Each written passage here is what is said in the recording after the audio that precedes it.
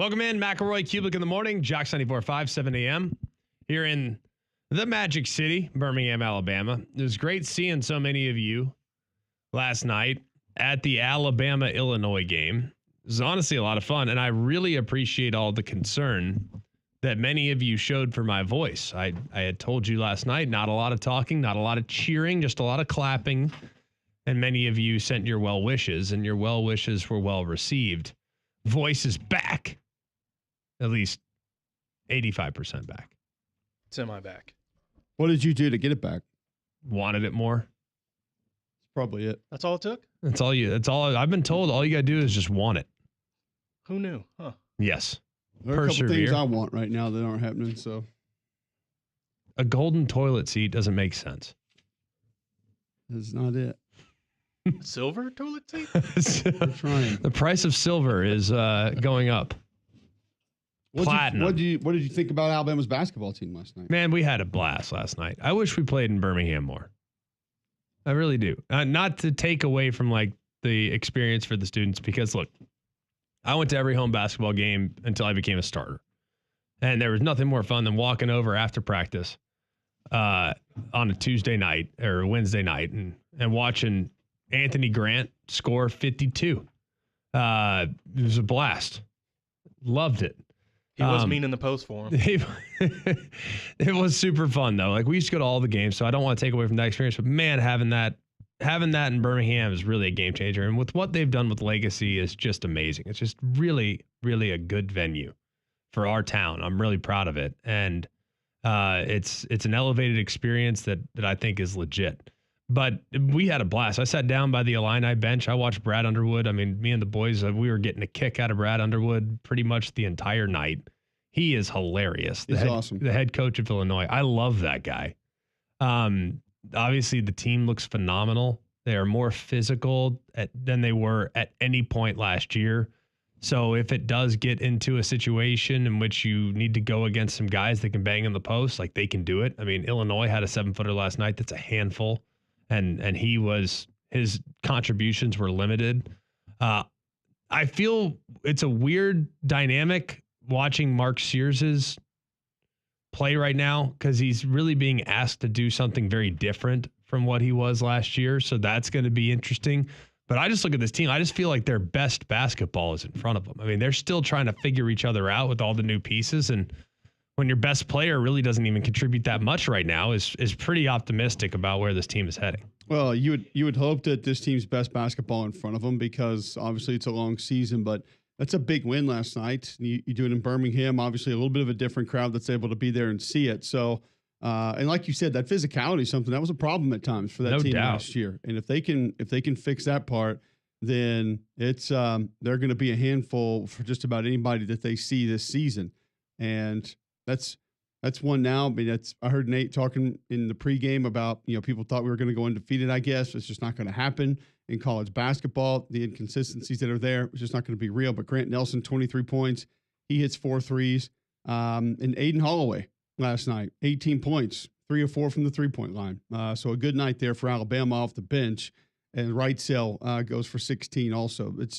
Listen, when you can have, I know you say Sears is doing different things, but when your best player doesn't score and you beat a top 25 team by 13, that's impressive. He didn't even play hardly in the last 5 or 6 minutes. 21 minutes last night. Yeah, I mean, they're very deep.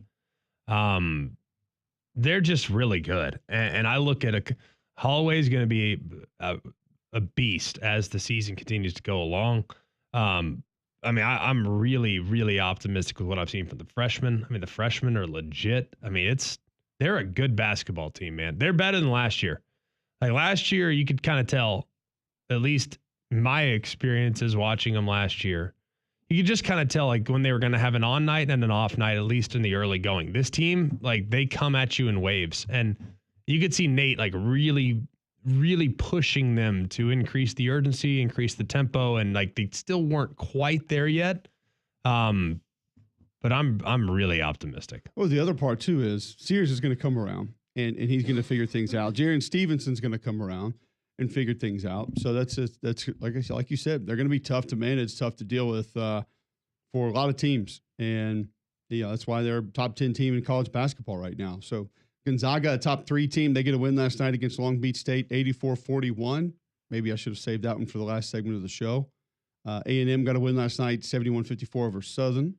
So that's your top 25 basketball action from last night. So you say Alabama better than last year, though, before we move on. Based on what I watched last year in person, the games that I went to in person, because TV doesn't always do it justice with basketball. I don't know about with you. I think TV does football better.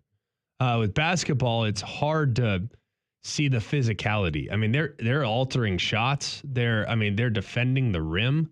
They're really closing off the middle. They got a couple guys on the inside that I think are a handful. So yeah, I mean, I would rather play last year. If I were an opposing coach, I would much rather play last year's version of Alabama. That could beat you on defensive end for sure, but it's really more about if Grant Nelson's hitting threes. If Grant Nelson played great last year, they were very tough to beat. And then Mark Sears had to score 30.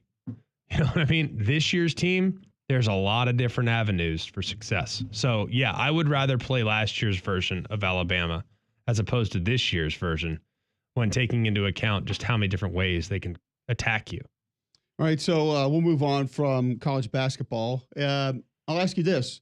This current version we have of Alabama football right now, is this across this entire season? Are they at the point right now where this is where people would least like to face them than any other time this year? Are they peaking, so to speak? Yeah, I'm optimistic. I'm a little, I don't want to say I'm less optimistic than I was a week and a half ago, but I will be honest, watching Florida do what they did to LSU has me feeling a little bit anxious. Just a little bit. Not to the point in which I'm like, oh boy, like this team's got challenges. No, I just watched the Florida team really take it to an LSU team. Maybe Bama broke LSU. You know, I personally, from an Alabama's fans perspective, I hope that's what happened, but I don't know. You know, I don't know if that's true. Maybe LSU's just remarkably flawed. From your vantage point, I was hoping that the LSU-Alabama game was more about Alabama. But I also acknowledge that LSU might have been the culprit of why that game got as sideways as it did. So what do you think? I've said for a while that LSU has flaws. The inability to just hand the football off, and they were better with it last week. We talked to the LSU staff yesterday, and you know they were kind of proud of how the run game got going last week, and I couldn't help but think to myself, but you kept getting away from it. Like it's interesting. Jordan thinks that Nussmeier is one of the best quarterbacks in the SEC, maybe one of the best in college football, and I think he's as capable as a lot of guys, but I just don't know if he's that good. The inescapability portion of it that we've talked about, and then the ability to throw it to the other team is just over and over and over. It doesn't go away. It continues to happen. And that to me that's not coaching. That's not just mistakes. That's now your inherent flaw. It's who you are. That's your makeup. And so it was really interesting hearing about how some of the run game doesn't match up with the RPO game. And my thought was, well, just put play action on it. Can't you just put traditional play action with it instead of do you have to RPO everything? And so that really got my antennas up and makes me wonder, is that a big part of the problem is they're RPOing so much and he's just deciding to throw it? How much of it this year has been Garrett Nussmeier deciding to pull the ball and throw it? And that's something I don't think any of us will ever really know the answer to. It's something I have not paid close attention to, but it's interesting to hear it that way, because if that's the case, then, you know, that might force me to take a lot of the onus off of the coaches and maybe put it on him. Well, there is some of that, but there is also not a real commitment from the opposing team to try to take away the run. The problem with their RPOs is a lot of them are, if you get one-on-one, you have freedom. You know, where other RPOs are like, if that safety crashes, you can throw it, but if that safety stays high, you hand it, right? A lot of other RPOs are like, hey, that nickel, you have 5 in the box right now, and if that guy that's covering the slot gets too close, then you throw it to the bubble. LSU's RPOs are kind of matchup driven. hey, if you have one-on-one with Kyron Lacy, you have freedom to throw it. That's not entirely their entire gamut of RPOs, but that there are a handful of those, and they've gotten one-on-one looks on several occasions. And I don't blame them for trying to take that chance, because you got a true freshman running back, and you got a big physical win contested catch type of wide receiver. So I don't know about you. I personally feel like LSU needs to take the RPOs off some of their calls, because their wideouts are too good. You can too easily justify making a decision to throw it as opposed to just handing it off. But at the same time, you also need some call it and run plays. And Brian Kelly agreed with that yesterday and said that we just got to run outside zone, or we just got to run inside zone. Mm-hmm. And the offensive line situation now with the injury at left guard it's hampered them. It's made things a little bit more difficult. But at the same time, you got to find a way to be more balanced offensively. So we'll see. I think this weekend, this matchup against Vanderbilt this week is really an interesting one, because if they're not disciplined defensively, which at times they have not been, it could be a nightmare. But also, you got playmakers on defense. I mean, Weeks makes plays. He finds the football and he attacks it. And sometimes he's off, most times he's on. And that kind of a defense, I think, can find ways to get tackles for loss against this Vanderbilt offense. But like I said, if they're out of their gaps or they're giving them perimeter, watch out, because now all of a sudden Vanderbilt sits there and puts together those 12, 15, 11 play drives over and over, and you're in trouble. Yeah. And I think that's something that we need to be real mindful of, because if you look at Vanderbilt and their ball control and their quarterback run game, like if they don't get things solidified with quarterback run game, they got major problems. And if they have another day where, well, let's just be real. If it flips on its head, they possessed the ball for 42 minutes last week? Yeah. They had 92 offensive plays. Yeah, 41-18, I think. Yeah, so like some absurd number. That's LSU, by the way. Correct. So they possess the ball. Let's say that flips, and they possess the ball for only 18 minutes, and Vanderbilt has it for 42 minutes. How frustrated will this group get? And I think when you look at run game, to me, I can live with throwing it between the 20s. I don't care if you throw it 70-30 between the 20s, but you get inside the red zone, you know what time it is. It's time to run the football. Pound the ball. Pound it. As that field condenses, the defense knows they have a backstop, like they don't have to back up and throw it over their head. Fine. You're going to throw it into the student section. Go for it. Like, you better be able to run it inside the 25. And that's their problem right now, is in the red zone, they're not elite. And I think that's something that's going to come back to continue to get them. That's really why they're where they are right now.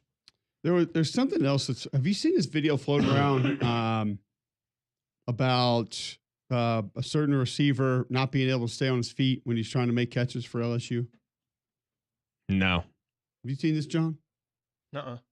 I'll find it and send it to you guys in the break. But it's really interesting, because I have never heard, and we'll ask Damien about it after we visit with Adam Rittenberg next, if that's a problem for guys leaving their feet. You see it on guys like they run a hitch and they jump to catch the ball and don't have to. But down the field, I never really thought it was as much of a problem as apparently it is for certain guys in this LSU lineup. We'll talk about that a little bit later. Adam Rittenberg is going to be with us next. Really cool write-up on Kurt Cignetti and Indiana as they head off to face Ohio State this weekend, which we know is going to be an absolutely massive game. We'll have plenty of time to preview that one next 2 days, and we will. Flu season ramping up. Make your home healthier with Trane's Clean Effects Home Air Cleaner. It removes up to 99.9% of airborne particles, including those that cause virus, 100 times more effective than standard air filters, 8 times more effective than HEPA room filters. Find a dealer near you at Trane.com. It's hard to stop a train. So we will talk Indiana and then Indiana and Ohio State with Adam Rittenberg of ESPN next, right here on Jocks 94.5.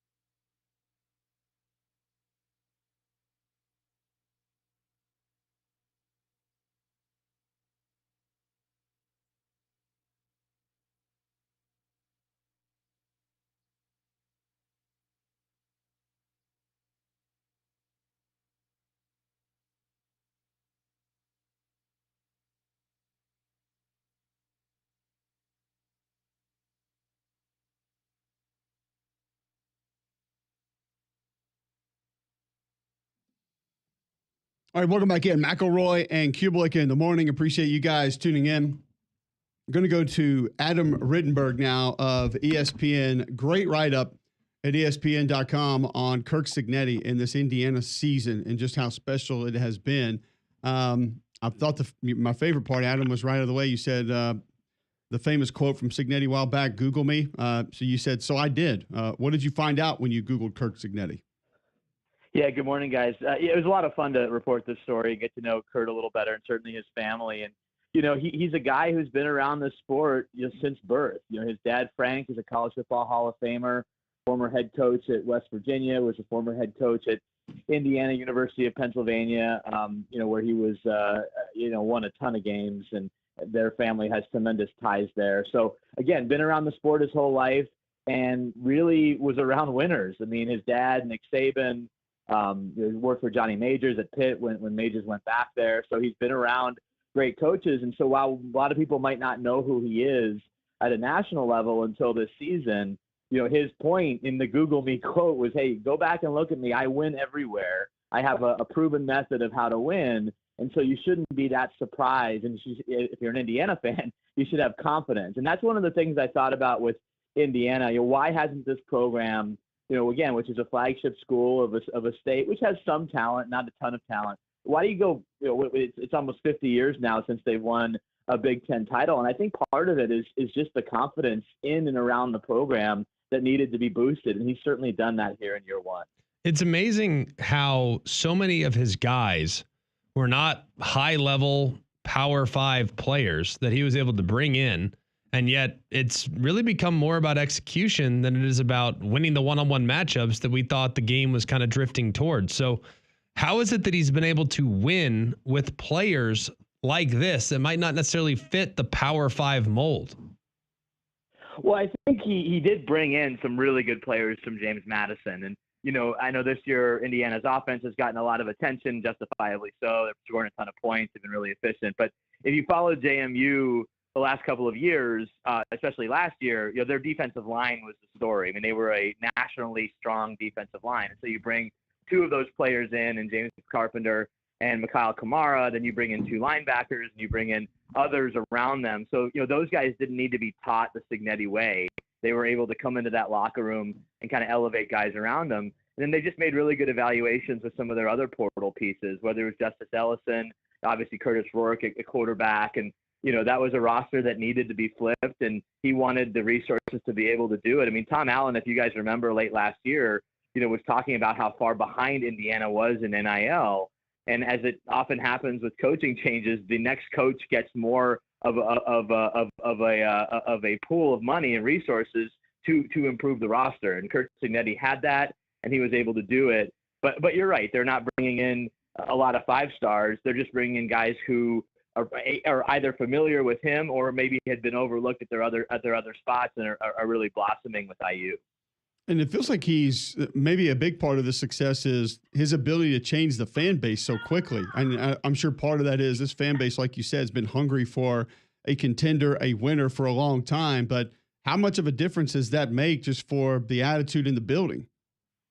Yeah, guys, it was funny. I was down there for the Michigan game, and I was trying to calculate the last time I'd even been on campus at Indiana, and it wasn't since 2012. There was this weird scenario in 2012 because Ohio State and Penn State were ineligible, but if Indiana had beaten Wisconsin, they would have made the Big Ten championship game back then. And they got crushed that day, and they really haven't been heard from a ton since. And, it's just not a place that we think of as a football school, but they have a huge alumni base. They do have atmosphere around their stadium. They've actually always had a pretty good tailgating scene. The problem is nobody came inside the stadium, and now they're coming inside. They're there early. They're loud. I mean, the atmosphere for Michigan was awesome there late in the game, and that was their first, true adversity in the fourth quarter. So I think they'll continue to enhance that atmosphere, but it's really because of the confidence that he's brought and obviously the winning. I mean, I was talking to a former player there last night who lives in Bloomington, and just the whole atmosphere around that program is different. It's kind of interesting, though, the brashness, the willingness to just say what's on his mind unapologetically. It's kind of I'm not going to say it's WWE-esque, but it does have some vibes where, hey, tell everybody how good I am. tell everybody how good we are, and maybe people will believe us. And it's like the guys have bought into that. The players have bought into that. It's pretty remarkable. Where did the brashness come from? Well, in talking to Frank Signetti Jr., who's Kirk's younger brother, who's a longtime college and NFL coach, he was talking to me a lot about their dad. And, you know, Frank Sr. was obviously a coach, but he's a guy who nearly died at 40. I mean, he had a horrible, rare type of cancer, was given his last rites twice, and was able to fight through that. And he lived another, 40 plus years. And he just said, hey, in our house, we was not doom and gloom. We believed in ourselves. We were a confident family. And we understood as coaches that we had to impart that on our players. But as you guys know, you guys both played the game. You can't be fake. And if you come in there talking that stuff and saying that stuff, and the players don't think that you're real, they're probably not going to perform, and they're not going to receive that desired outcome, which is more confidence in their play. So, again, I think he did not do this outwardly, really, at any other spot. He felt there was a need because Indiana was so down and the mood was down in the locker room with the fan base, that he had to do this approach. And it was just funny talking to his kids, because they're like, everyone thinks he's this egomaniac, he's a jerk, but that's like the furthest from the truth. And they're obviously defending their dad, but they said, like, listen, this is not who he is outside of this particular job. He felt this was a need to not just uplift this locker room, but an entire community. And they've obviously done that this year with a 10-0 start. All right, so he obviously has a way, and we're visiting with Adam Rittenberg of ESPN on the Buyers Right Hotline, talking his article that's up now at ESPN.com. We'll share that from the Mac and Cube account on Twitter. He obviously has a way of motivating people, motivating his team. What's the selling point for his group this week, in your opinion, to be able to get a win against Ohio State? Yeah, Cole, I think it's pretty easy. Everyone's saying that they don't belong in the playoff, or they haven't played anyone, and that they're 10-0 is a lot less legitimate than other teams 8-2. So, and again, as he said in that first speech on the basketball court, I mean, he's coming after Ohio State. He doesn't want them to go into Ohio Stadium and be intimidated by the Buckeyes. And so I think there's still very much something to prove. And honestly, they're coming off of their worst half of the season, at least offensively. And so, I think their bye week came at a good time to still heal up. Curtis Rourke is recovering still from the thumb surgery. He had a receiver that was knocked out in the Michigan game. He should be back. So I think the timing here works out well. But they as much as they want to block out everything, they hear the skepticism about their legitimacy as a playoff contender, and they know how they perform. Yes, it'd be great if they won, but how they perform on Saturday in that early window, everyone's going to be watching that. They want to see how Indiana looks against the type of team that they would obviously see in the college football playoff. So if they look overwhelmed and they look spooked and they're scared out there, that's going to hurt their chances. But if they show up to play like they have all season, really, I think that they're going to perform well. No, not everybody will be watching. I mean, there'll be a handful of people, at least in my household, watching Ole Miss at Florida, Adam. And I hope you have a chance to multiple Greg. TVs to take a peek at that one as well. If not, throw a couple courtesy clicks our way on the ESPN app. Adam, looking at just how the matchup might unfold, I think all of us are really interested, like you said, in how Indiana's going to perform. I think Indiana can play with them. I think they're better than people realize. I know that the strength of schedule argument's a real one. It's a fair one. But I also think when I use my eyes, I see a team that executes at a crazy high level. But they haven't seen anything like this. And I do also wonder how good Ohio State is, frankly, especially on the perimeter. The one time they played capable wideouts, they got burned. So is there reason to believe that maybe Ohio State is not what we think they are? Yeah, I think Ohio State, until they, this game will certainly give us a test. But if they have that rematch with Oregon, you're absolutely right. Oregon was the first team and really only team this season that just said, "Hey, we don't care how good you guys are, how many seniors you have, or whatever. We're going to come right at you with our guys and see if you can stop them." And for the most part, they couldn't. I mean, Denzel Burke had an awful game out in Eugene. As far as in this particular matchup, though, I think it's a really interesting one at the line of scrimmage.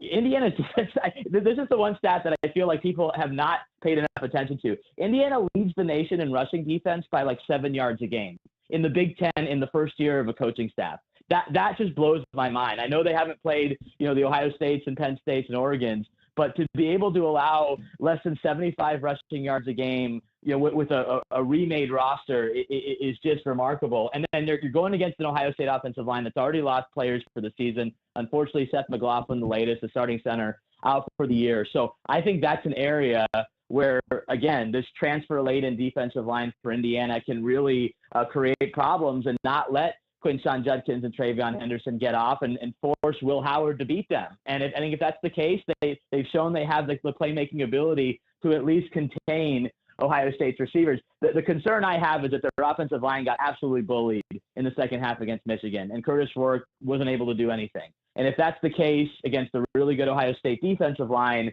and they're not able to have big plays and stay on the field and be as efficient on third down, I think that's where it could get away from them a little bit. So this could be more of a low-scoring game, not a ton of big plays, because both teams are really talented on the defensive line. Well, maybe maybe they have it going their way, since that Ohio State defensive line seems to be pretty inconsistent this year. They show up big and then they seem to disappear for a while. So, yeah. Adam, great stuff. Thanks for taking the time to join us. We really do appreciate it, and I look forward to catching up again soon.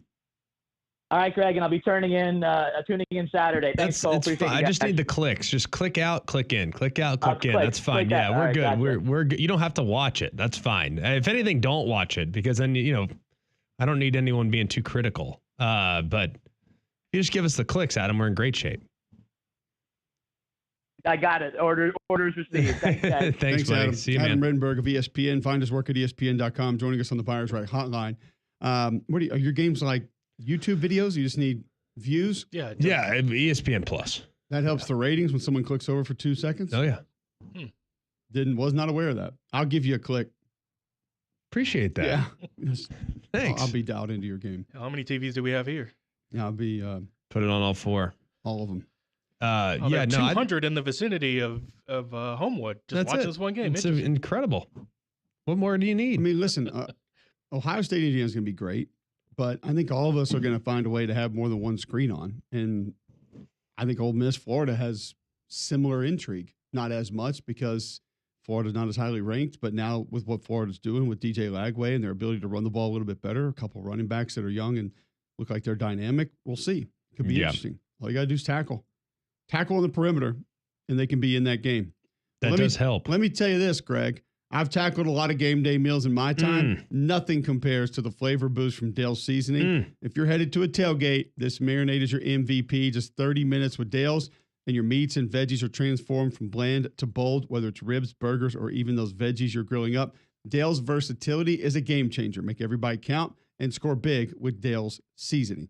All right, we will be back on the other side. Go back and have this receiver talk about LSU here in just a moment, next on Mac and Cube in the morning.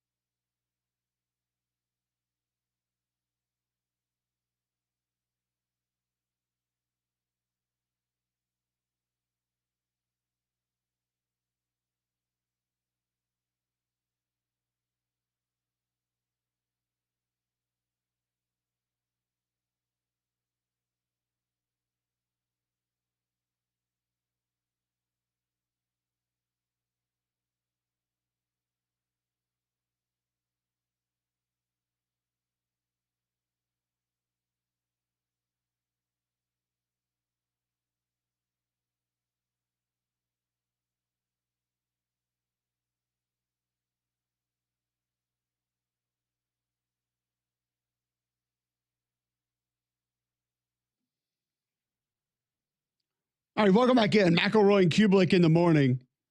7:34 a.m. Thursday, November 21st, right here on Jocks 94.5. You can watch us live on YouTube, search Jocks 945, listen online, jocksfm.com, apps in your app store, tell your home smart speaker to enable the Jock skill, and you can always tune in that way. So we were having a conversation about receivers and different receivers around college football, and it just goes to show you with a lot of positions in the sport, and really just in sports in general, it's so much more technical sometimes than any of us believe. We talk about this with offensive line play and quarterback play, and a lot of people see quarterback play and they can understand certain parts of that, of not stepping into a throw or, back foot in the throw, or, your arm angle drops, different things. Offensive line play, we try to help people understand the things that are happening that are getting guys in trouble. And people just say, oh, he ain't no good. Block him. It's like you open up your hips to the quarterback and there's an easy lane to rush to. It's like, it's not hard. You Why get out on him? your toes and dive and, you face plant on the guy. You got to keep your weight back. He's got soft. He don't want none of him. All right. So it's just, there's a lot of things that go into it. He's a waist bender. There's a video from John Boy, who's a super entertaining account. If you don't follow it, he is fun. And it goes into some of the lip reading with what Brian Kelly was saying to Chris Hilton Jr. over the weekend, or in their last game. He posted this over the weekend. And it talks about him leaving his feet when he's attempting to receive the football. Now, we all see guys like on an out route or a dig, like a deep where they run, how far does a dig have to be? Is there a certain distance? Can it be 20? Does it have to be 15? I think is it past 10. Past 10. 13, 17 and a half? It depends. Like once you get 12, past 14. once you get past 12, you're at that's like a shin 6. Jim Harbaugh says kick him in the shins. Dig's about 15 to 18. Like in so general. we're gonna go 17. 17 yards. See, that's the problem with you, is like you think that things are just black and white.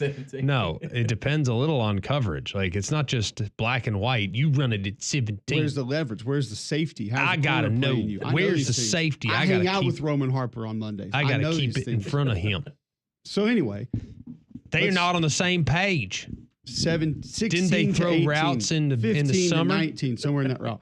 But a ball where they go 15 yards down the field, turn, run inside, and they're just standing there, and the ball hits them in the numbers, but they jump and catch it, at their waist. And you're just thinking, you didn't have to do that. Well, Chris Hilton for LSU apparently has been doing this a lot. And some of the videos that he shows are egregious in nature, like just a go ball down the field and jumping and coming down before the ball even arrives. Is this a common problem for guys, Damian, wide receivers, where they just always like to leave their feet to catch the ball? They always like to jump to catch the football? I think it's kind of a vision thing. I think it might just be, at least in the examples for Hilton, it's been him, but he's either bad tracking it or doesn't trust his own speed. And that's kind of a him thing. But I think, especially that go ball, you didn't have to jump. Now there's situations where they showed one too, like a little out route that he had. Yeah, it's right in the numbers, and right. He jumps and catches. You're just like, you're not going to be able to run after doing that. But okay, yeah. And there's situations it might be a bad ball placement or something, but I think his specific situation, at least from the clips that I've seen, he's just doing a bad job of tracking it. And I think it's more of either he can't see it or thinks the ball is a little bit further than he thinks. But you got to me, as a smaller receiver, a smaller guy, the last thing I want to do is you leave had my to feet. Jump for everything. Yeah, but like if it's a bad ball, shout out to the hitch routes. But if it's a bad ball, yeah, you got to leave your feet. But I think for him, he just has to track it better, and also just believe it. What is that? Is that finding the football earlier? Is that turning your head around earlier? How do you track the ball better? I'm being serious when I say this. I don't know. It's kind of, I think it's more like a game by game basis. You got to just know your quarterback. It's all right. If my quarterback releases it when I'm 15 yards down the field on a go ball, I'm pretty much knowing I'm going to have to run under it. But in his situation, I don't know. It's to me, you should be able. It's like a baseball. It's like an outfielder. Some guys just have that innate ability to kind of read it, just see how it is in the air. You find the highest point. But in football, as you're constantly moving, you're kind of just like, okay, the ball's there. I know where I'm going. I know exactly where I'm going. Is the ball leading me there, or do I have to put forth more effort to go get it? Feels to me like the best outfielders, when the ball is hit, they run to the spot, and then they find the ball on its way down, and they're so close to where, because they have an idea where it's going to come down, they can judge it that way. The guys who tried to continue to track it as soon as it was hit, that's when you were going to get in trouble. And for a receiver, I could see where that would be problematic also. Maybe he needs LASIK surgery, because I remember there was a receiver a while back. Let me tell you about my friend.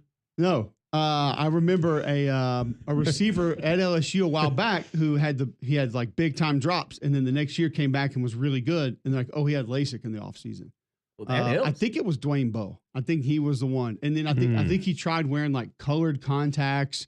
He tried all this crazy stuff to catch the ball. And then I guess the LASIK helped him, and then all of a sudden he could catch. So I remember those. I remember those color contacts. Did they work? No. Did they help you see the snap? I'd hope not. I think a lot of it has to do with reps, man. Like I think you need reps, and I think Chris Hilton's been banged up, and I think timing the ball in the air is like it's a skill. It's tough. Mm-hmm. You know, here's some of the problem, and I'm not saying like how old is Chris Hilton? Let's look. Let's see what year he was recruited. So he was recruited. He is a redshirt junior. Wow, interesting. First year of college football was 21. So that means his high school year was what? Yeah, Zachary, Louisiana. I think they played in Louisiana. Did they not? I'm sure they did, but do you think he got? Yeah, probably not the best development. Makes sense. Do you think COVID might have had an impact on his development, the amount of reps he received? True freshman year, played 4 games, 1 start. Redshirt freshman year, this is 2022. 4 games, 1 start. Sophomore year, 11 games, 2 starts. 13 passes caught. And now here we're expecting him in 2024 to become some polished receiver. The guy in his career coming into this season had 22 career receptions. I mean, so 24 with the season. Sure. I'm just saying he's got 2 catches this year. Is that all he has? 2 for 36. Yeah. How many targets? I don't care. He's appeared in 19 games with 4 starts. The guy has not had some outrageous amount of targets, and he's been banged up. Like, you need to play. Like, guess what? Running fast, jumping high, being a stellar, this is according to his bio, track and field athlete. Oh, no. Does not translate to being a great receiver. Ironically, he also competed in high jump. Now I because see there's problem. one thing that I think when I think of wide receivers, I need a guy that knows how to contort his back over a bar, because that translates. Yeah, that is the least applicable track event that there. I think the javelin may be more applicable than high jump. Yeah, pole vault. When in life are you ever unless you're again? Saquon Barkley? Hang on a and second. You're jumping backwards, hurdling guys, doing the splits. I don't feel like the high jump helps you a whole lot in football. He also was on a study abroad program in May. I'm not saying that this has anything to do with it, but like maybe just the amount of reps that he's gotten this summer, this fall, the injury that he sustained earlier in the year, like maybe he just hasn't gotten enough reps, so his timing's off.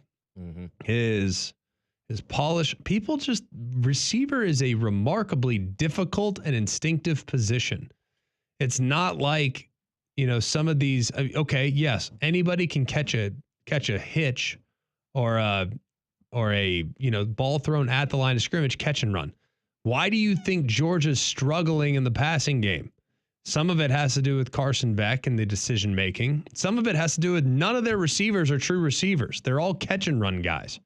Like, everybody wants a catch and run guy, and being a receiver requires understanding of leverage, an innate feel for distance traveled, an innate feel for hand-eye coordination, being able to control your body in the air, being able to hang in the air. Like, you can't just all of a sudden take the best athlete in the world and put him at point guard and assume he's going to be able to get to the rim. I mean, these are difficult qualities, and I don't think he's got enough reps.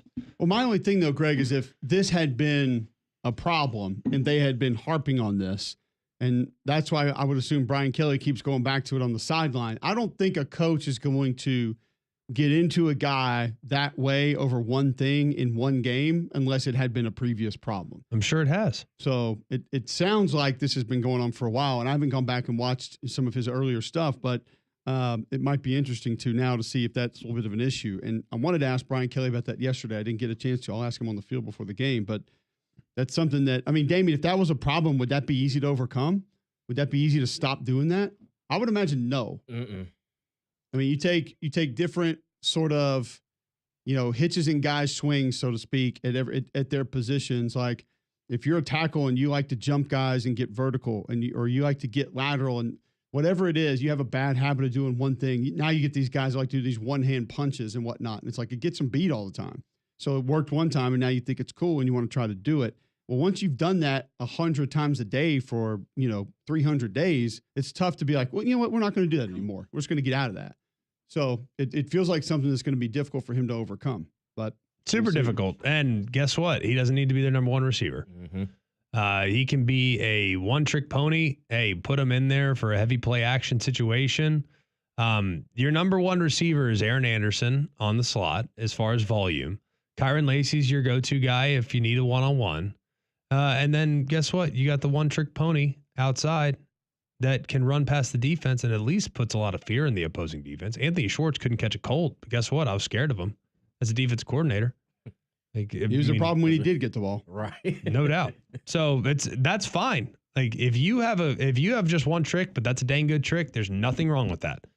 But probably doesn't need to be featured in the passing game as a guy that's just going to be a high volume receiver. Absolutely. All right. So good receiver talk there. We'll get to a break, come back on the other side, get to our top three of the day next on McElroy and Kubelik in the morning.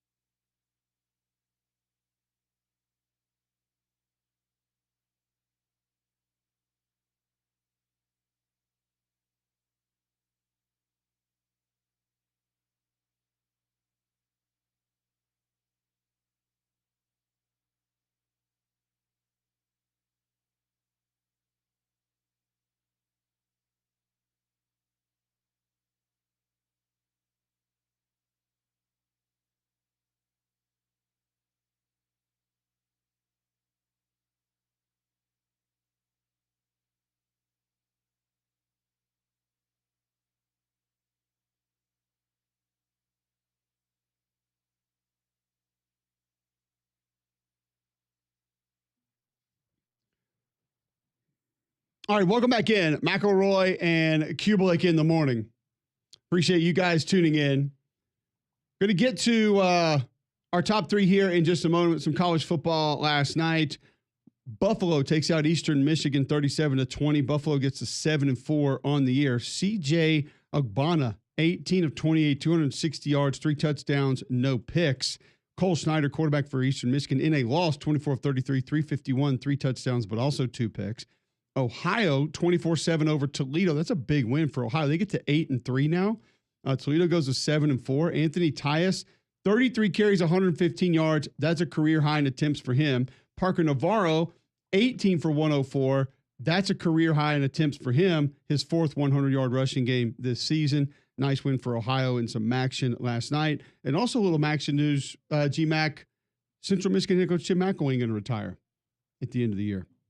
Hate to see Mac step away, but understand it with kind of some of the stuff going on that he may not be responsible for, have anything to do with. I wouldn't want to deal with it either. So not a huge surprise for me that he's I think, too, where a lot of college football is, he's not – that's just not him. No.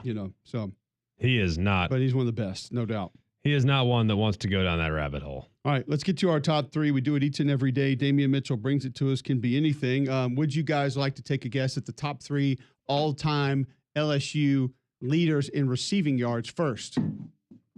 No. But, yeah, I'll try.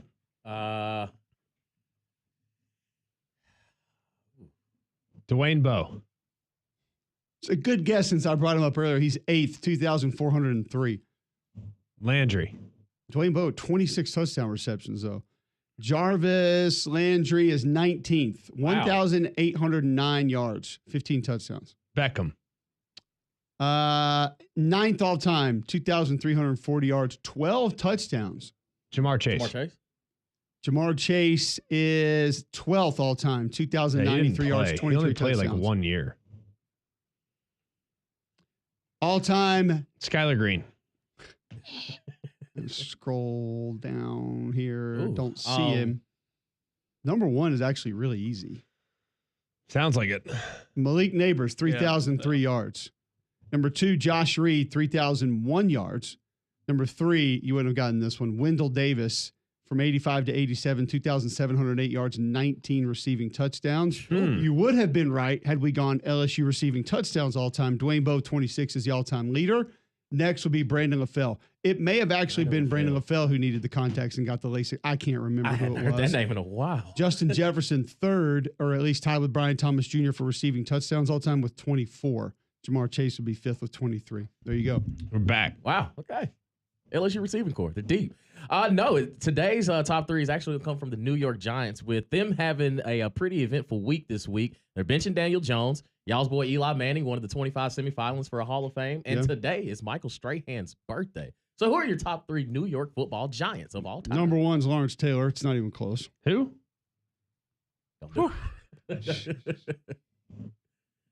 Number 2, I'm going to go with Dave Deal. Amon Bradshaw. I'm going to go Mark Bavaro because he would crush you in Tecmo Bowl. Number 3, Giants all time. Definitely LT's up there. We'll go Carl Banks. Boo. Sorry. I watched a singular era of Giants football. Yeah. Gregory? I hated the Giants. Oh, yeah, I forgot. Yeah, big Jets guy. Well, no, I was a Cowboy guy growing up. Oh, that too, yeah. Forgot. I hated them and the LA. Redskins. I really didn't care much for the Eagles. They were good, but I did like Donovan McNabb. So, Giants, Tiki Barber, Eli Manning, and then LT's just it's too obvious. Makes sense. Fine with that. But also, and since it's so obvious, I'll go Jason Sehorn. Dave Deal might be in there. Coach on the field. Coach on the field. Did he Coach wear on the gloves? field. Did he wear gloves? I don't know. He played hard. Yeah, absolutely. Somebody who we work with told me a story about Sehorn that he was going to the studio in Charlotte. Remember, he used to do like ESPN Oh, yeah. stuff. I've worked with him. We crossed over. And had to be a heavy makeup week because he went to a NASCAR race, I believe, with Jeff Gordon. and got into a fight in the pits and had like a giant black eye, and they had to fix it for him for like a week. Like Jay Leno level black eye, or No, that is accurate. Black eye. That is accurate. He did get in the a one he fight. has now? yeah. You saw the black eye, Greg? I believe, yeah, it was. Well, I saw pictures of it. It was like the year before I got there, so it's been like 2013 would have been when that happened. I was like, I didn't know Seahorn got down like that. Who knew? Brawling at a NASCAR event. Seahorn was a good dude, man. Scrappy guy. I love that guy. He was really a lot of fun. I feel like he's had a really good life. Yeah. Yeah, his life doesn't suck. Looking at his situation. Oh, no, never mind. Oh, there it Is is. that over? Sounds like it. Maybe. He had it for a while. I mean, you proposed on the Tonight Show, speaking of Leno. That's not a bad gig. Yeah. John? Number 3 is Michael Strahan. Number 2 is LT, but you don't win 2 Super Bowls and become a Hall of Famer without being number 1, Eli Manning.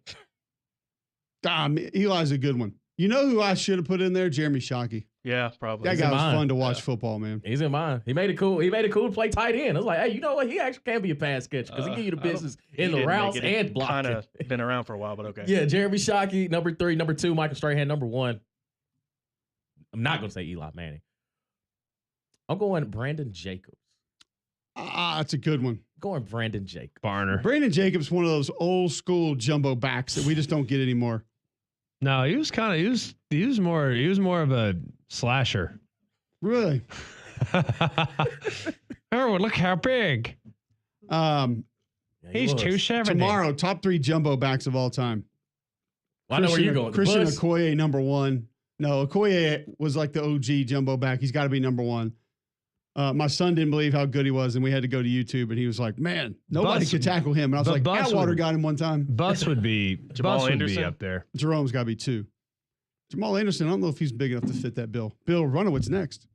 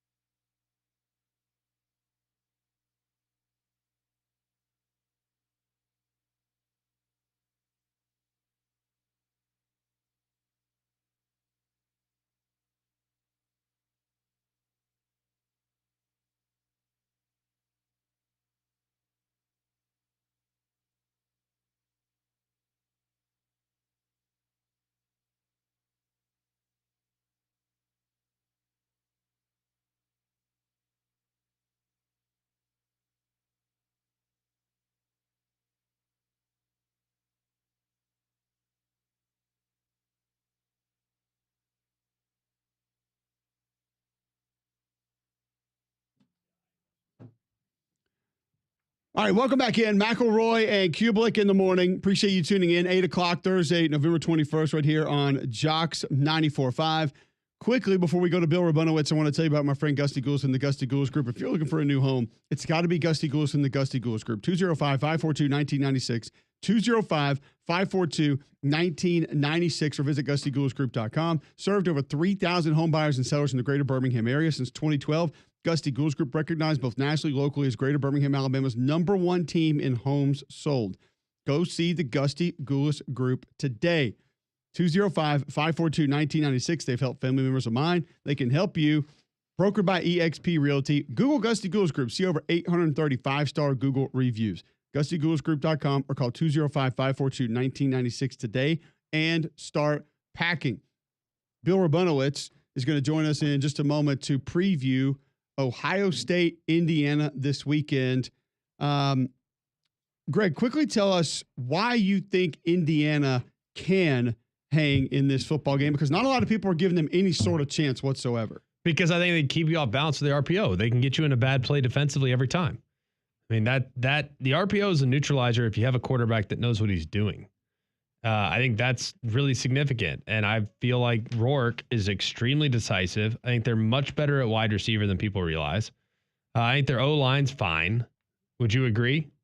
O-line's solid, yes. I think they're fine. I don't know if I'd go as far as to say that they're a difference-making group, but they're a fine group. They're not a liability. In today's college football, that's more than enough. That's all you need. We've been saying that for years. So I think their O-line's solid. And then I think their running back's okay. Like Ellison doesn't get talked about probably enough. But the main reason why I like them is how good they are on defense. I think their defense is stout. Now they have a few guys that I wouldn't necessarily pick for central casting, right? They have like a 5'9" corner. You know, they have some guys that don't really fit the mold, which would concern me in a game like this, but they're good ball players. Remember Jamie Robertson or whatever? The safety from South Carolina that went to South Carolina went to Florida State, like was 5'9" on his best day. But if he was 6'1", he would have been the first overall pick.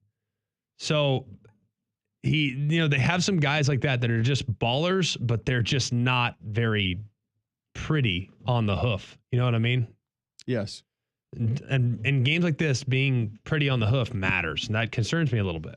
All right, let's go to Bill Rabunowitz now. He covers Ohio State. He joins us now on the Buyers Right hotline. Bill, when you I want to start speaking of offensive lines with Ohio State's offensive line. I hated seeing the news this week of Seth McLaughlin going down. They've already moved different players because of injuries.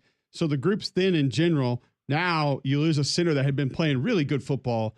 Matter of fact, I think he has played the best football of anybody up front for Ohio State this entire season. Where do the Buckeyes go next with this injury? Yeah, nice to be on with you guys. They're going to move Carson Hinsman from left guard to center, which is where he played last year, and not very well. He was kind of thrust into that job before he was ready when Luke Whippler went to the pros before Ohio State wanted him to go. And he struggled some, but, he's had a year to learn, and he's learned under Seth McLaughlin and has played well at guard. So I think that they're more confident with him at center now than they were last year. And they'll use Austin Sareveld, who started the first couple games of the year when Donovan Jackson had a hamstring injury. He'll go back and play left guard. And of course, Jackson's now at left tackle. It's a bit of a makeshift line. The right side of the line has not been great. It's a big test. But, they had a huge test when it was Donovan Jackson's first game against Penn State and Abdul Carter. And he did okay, gave up a couple sacks, but overall did pretty well. They keep talking about, next man up. I mean, that's the ultimate football cliche, right? Next man up. But that's what it's got to be. Can they be a team that wins with their offensive line? Or is this offensive line going to have to be a team or a group that just tries not to lose them the game? Like, can this group be a difference maker? Before the Oregon game, they were. And then Josh Simmons, the left tackle, got hurt in that game. He's out for the year. That's why they moved Donovan Jackson to left tackle. They've been good at times, really good at times, and other times they've struggled. Nebraska was not a good game. We'll see. Look, if Ohio State recruits at a high level, the problem is they haven't recruited at the offensive line at as high a level. That's been kind of a sticking point for a few years. That's what cost the previous offensive line coach's job. He didn't recruit very well. So now it's a developmental position, which it is anyway, and we're going to see. I mean, the players are confident, the coaches are confident. They see these guys in practice all the time, every day, and so who am I, as an observer who sees them once a week to say, well, this line's going to be terrible. We'll have to wait and see. We talked about this Ohio State defensive line a couple of times here on the show, Bill, over the last couple of weeks. And the first thing that comes to mind for me is inconsistent. They look fantastic at times, and then they feel like they go away every now and then. What are your thoughts? What are the thoughts of the folks in that facility about this defensive line's effort this year? The effort's been fine. Those guys play really hard. You'd think that with a line that has JT Tuimoloau, Jack Sawyer, and Tyreek Williams, and Ty Hamilton's overlooked a lot, that they would just consistently just overwhelm offensive lines and get tons of sacks and all that. And sometimes sometimes they do that, but not consistently. They're good against the run. The run defense has been very good. The runs that have gotten out have not really been on the line, I don't think.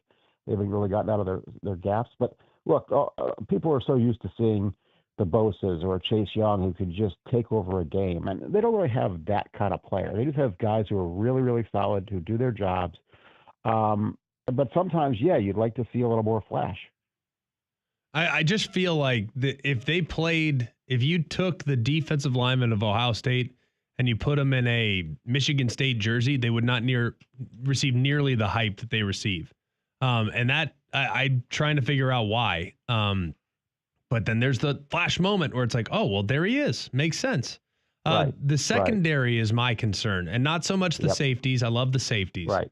Sure. I think Davidson Igbenoson's played good ball this year. I know everyone's made a lot of Denzel Burke's performance against Oregon, but I've kind of looked at that group for a while, and I just don't know how many receiver cores can really threaten them. This one can. How do you feel about the matchup in this one? Yeah, I think you nailed it. Caleb Downs, I think, is their best player. I think he's the best player on the team, and one of the best in the country. He's just, like an eraser. I mean, he'll make plays where there'll be a swing pass, and you think, okay, that's a 7-yard gain, and it'll be a 2-yard gain because Caleb Downs diagnoses it and reacts so quickly. Lathan Ransom is very good. But the corners. I mean, David Igmanosin is an ultra aggressive player, which is a pro and a con.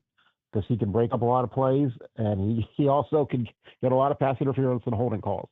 And trying to kind of find that fine line has been a challenge. Burke has had a really up and down career. Very good freshman year, a very good junior year, not a good sophomore year. He had some injuries. And then this year, the Oregon game is the Oregon game. I mean, he got toasted. And last week, even Northwestern beat him a few times. Now, I think there have been some throws. He's been kind of victimized by great throws and great catches. But no, he has struggled, and Indiana has really good receivers. So that's a huge matchup in this game.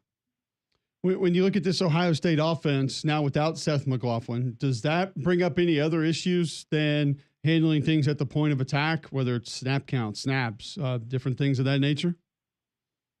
I don't know. I mean, it's, I'm somebody who tries not to predict too many things. I mean, I've seen Ohio State a ton. I haven't seen Indiana a ton. I saw them against the second half of Michigan.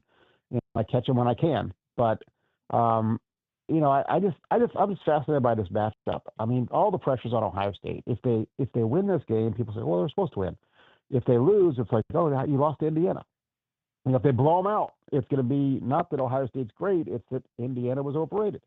So in some ways, it's really a no-win situation for Ohio State. It is, I think, a tricky spot to be in, but I'd rather be them than Indiana in this situation. Yeah, I mean, I think Ohio State's better. I mean, the Jimmies and the Joes, right? I mean, you look at recruiting rankings, and Ohio State is 4- and 5-star guys, and Indiana is basically 3-star guys. A lot of guys from James Madison and Curtis O'Rourke played at Ohio University. Look, they're good players. They're a really good team. Seghetti's going to be the national coach of the year, and he should be. It's been an amazing story. But I just don't know that from top to bottom they have the horses to stay with Ohio State, especially in Columbus for 4 quarters. That We'll will, see. yeah, 100%. And I will be curious. Will Howard's quietly, I think, had an excellent season. I know some Yeah, he's people been have. very good. I think he's been great, and I know that there have been. Okay, is he C.J. Stroud? No, maybe not. But how many guys Right. are? It's a Right. little bit of an unfair. It's a little bit of an unfair assessment with Ohio State. So are people satisfied with where he's at, or do they feel like they need more at the quarterback spot? I think they're satisfied. He's had a little bit of he's been inconsistent on the deep throws. That's been the one thing where it's like, well, some of it's the receiver sometimes. And look, deep balls are hard to complete, right? That's the lowest percentage pass you can make. But there have been some games where if they could have connected on a couple of those, it's a different game. But in the short and medium range passing game, he is really accurate. His feet gives Ohio State an option. He's very good at sensing the pocket, sensing pressure in the pocket. He's a good leader. He's a very charismatic, just kind of the kind of guy teammates would want to be around. Yeah. He's just a fun guy, has a good attitude, always smiling. So yeah, I think he's been 90 to 95% of what Ohio State would like to have in a quarterback. Again, is he good enough to lead Ohio State to the national championship? We're going to find out. But he's been very good. I really like him. I think he's rock solid. And while I agree, there is maybe something to grow on the downfields that's partly on him, and I think that's partly on in a couple spots when they're trying it. I do want to ask you about the offensive identity, Bill. And here's my assessment. And I talked with Colin Cowherd actually about this the other night, and I thought he actually made some good points in saying that this team just lacks an identity. And I agreed as I kind of thought back, they kind of do everything well, but they don't do anything. They're not elite at anything offensively. Like they run the ball well, but they're not elite. They can protect the quarterback well, but they're not elite. They have, I think, elite skill at wide receiver, but the passing game itself is not elite. Why do you think they haven't quite hit that ceiling that we know is in there? It just hasn't come to the surface. Yeah. That's a good question. I haven't thought about it that way, but I think it makes sense. At times, they've looked like the team that everyone thought they'd be, just world beaters. I kind of liken it to a basketball team that can trade baskets, and you get frustrated with them, and then they run a 15-0 run, and game's over. And when you do that, when a team's like that, why can't they do that all the time? Well, it's hard, right? It's the other team's trying to. Having 11 pieces work in sync is hard to do. I kind of agree with you, but I kind of don't. I mean, some of it is they're not getting as many snaps. I mean, just the snap count's down for everybody, right? The games are just not as high scoring because there are fewer snaps. So when you're scoring 35 instead of 49, you think, what's wrong? Well, I would guess that like the percentage of points, the points per possession is probably about what it's been. It's certainly better than last year. It's just that they don't have as many possessions. Last week against Northwestern, they had the ball one time before the middle of the second quarter. So it's that's the defense's fault. So yeah, I agree with you because they haven't just been lights out for 60 minutes against anybody, but they're still pretty good. Bill, last one from me. Who has to have a big game for Ohio State to secure this win on Saturday morning? Well, it's the obvious one, Will Howard. I mean, Will Howard's got to play well. He can't commit, turnovers, can't throw the ball away or throw interceptions, can't fumble. Penn State game would have been a lot different if he hadn't done that. On defense, I would say Caleb Downs, because as great as he's been, and he is a terrific player, he hasn't had the opportunity to make kind of like, oh my God, plays. It's just been very solid plays that haven't come to him. But I could see in this game, the way he studies the game, that he could really be a difference maker. There you go. Bill, we always appreciate the time. Great stuff as always. Going to be a fun one this weekend. Enjoy it. Look forward to catching up with you soon. Appreciate it. Thanks for having me on. Yes, sir. Bill Rabunowitz, he covers Ohio State football and for the Dispatch there in Columbus. Follow him on Twitter at BRDispatch. One of the best when it comes to talking Ohio State everything. And you just look at Will Howard, as you mentioned, Greg, has had a great season.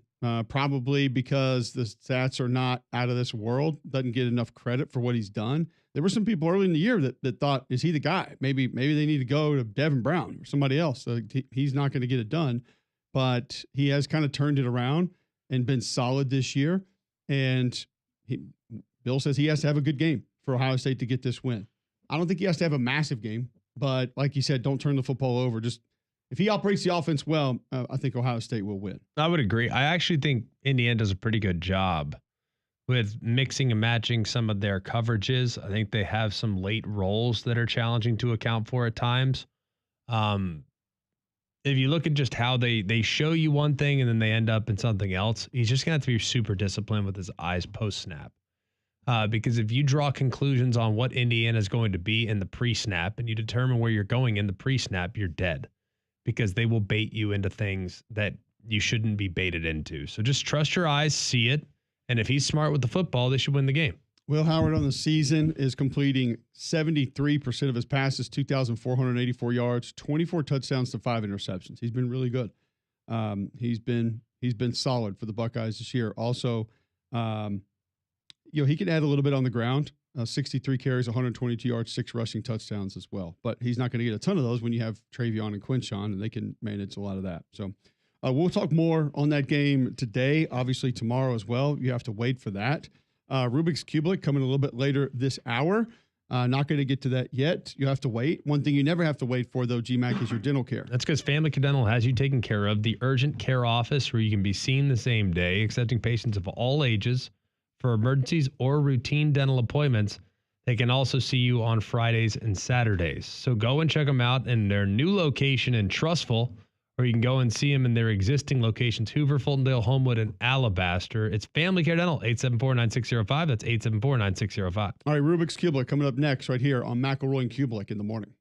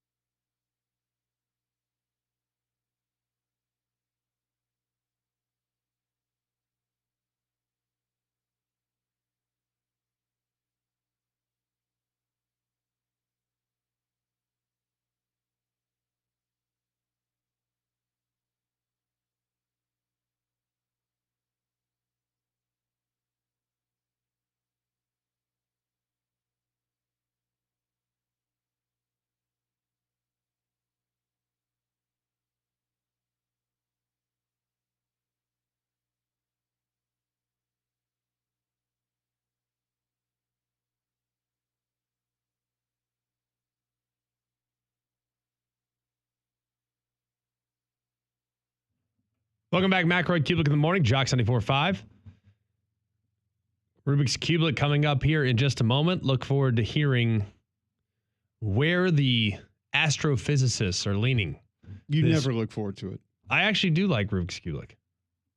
I really do. I don't like bad box score, but I do like Rubik's Cubic. We got an all-timer today. So. No, we always do. That's why I don't like it. The over-promising and the under-deliver.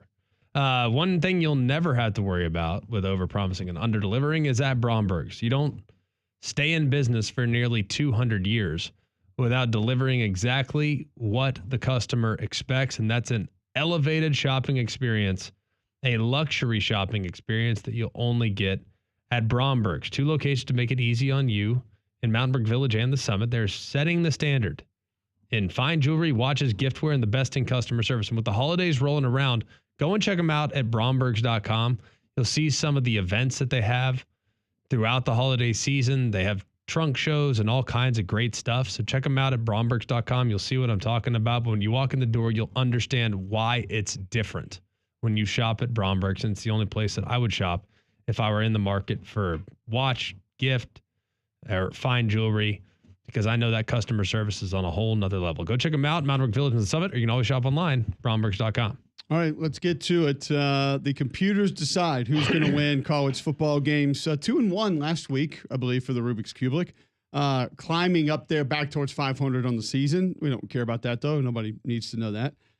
Let's get to a couple of games from this weekend. Fire it up, John, with BYU at Arizona State.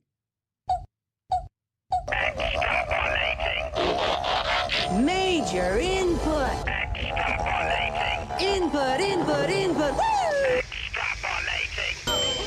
All done. Damien, you looked around like, what's happening there?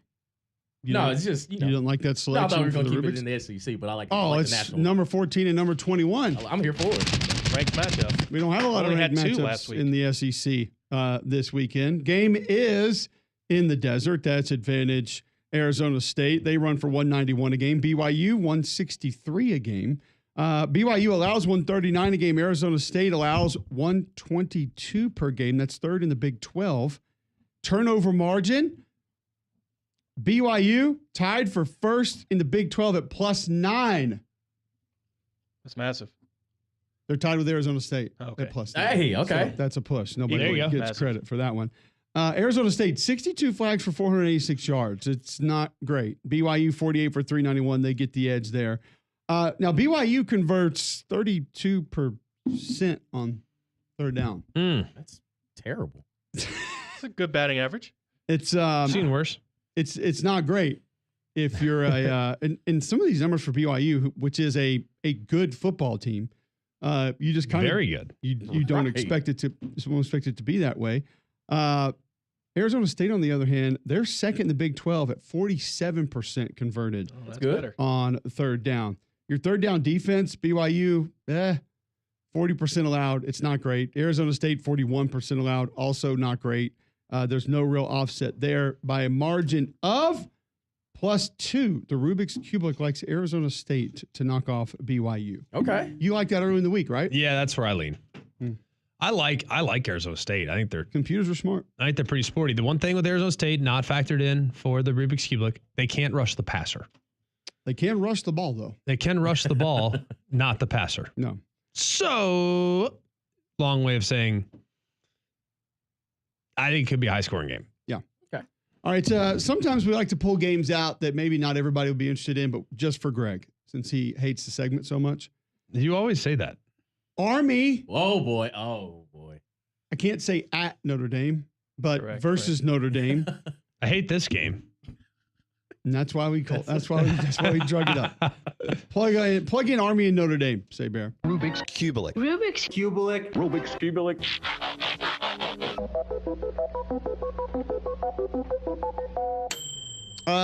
Game is in the Boogie Down, Yankee Stadium. Does that belong advantage Notre Dame? A lot of Notre Dame fans there. Or Army is closer geographically. Who gets the edge here?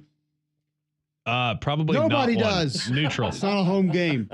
Notre Dame rushes for 217 per game. That leads all the independents. All both of them? Oh, wait, 3 of them? Army rushes for 335 a game. God almighty. Yeah, it's pretty good. No wonder Greg hates it. No big surprise, but that is It's not first, bad. First in the American, believe it or not. It's also first nationally. Yeah. American. Notre Dame allows 126 per game on the ground. Mm-hmm. Okay. Yeah, it's not too bad.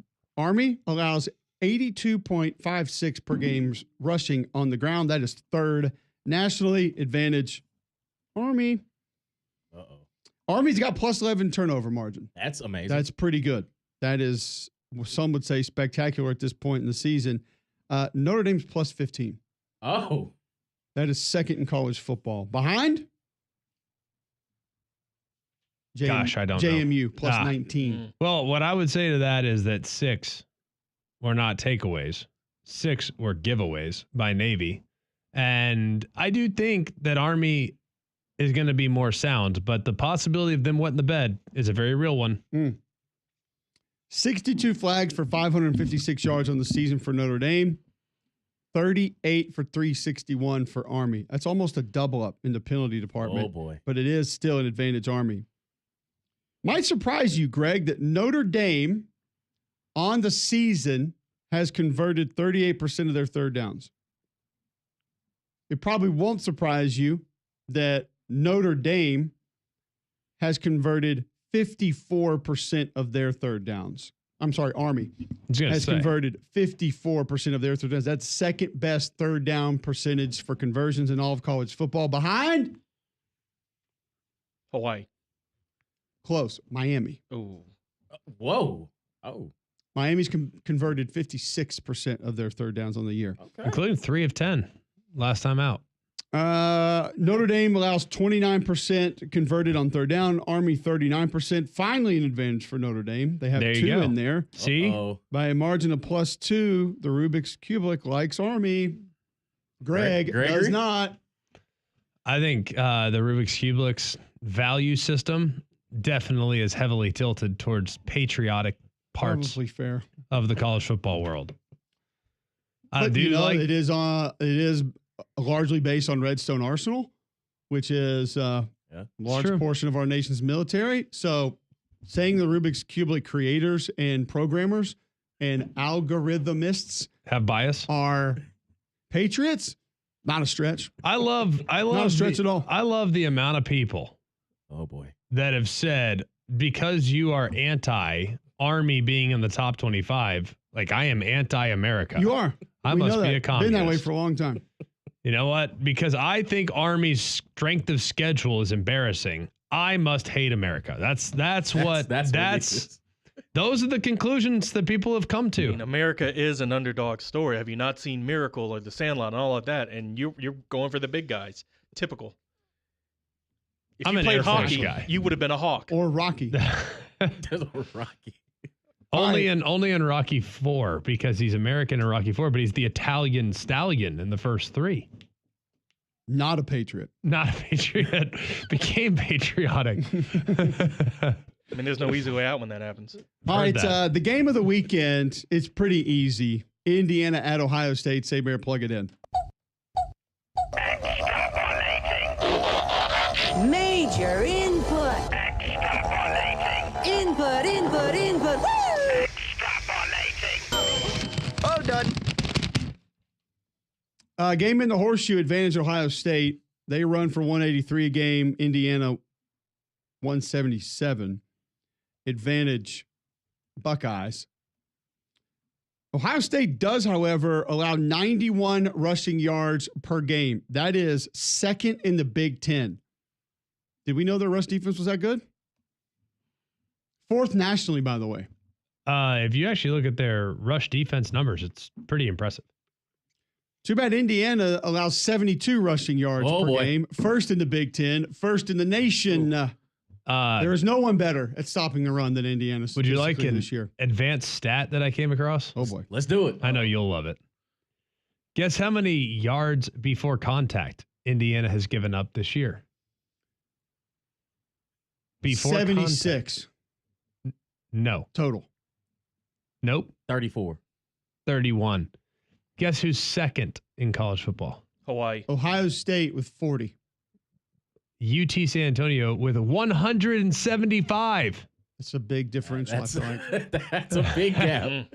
Where were the ophthalmologists? I mean, that is insane. insane.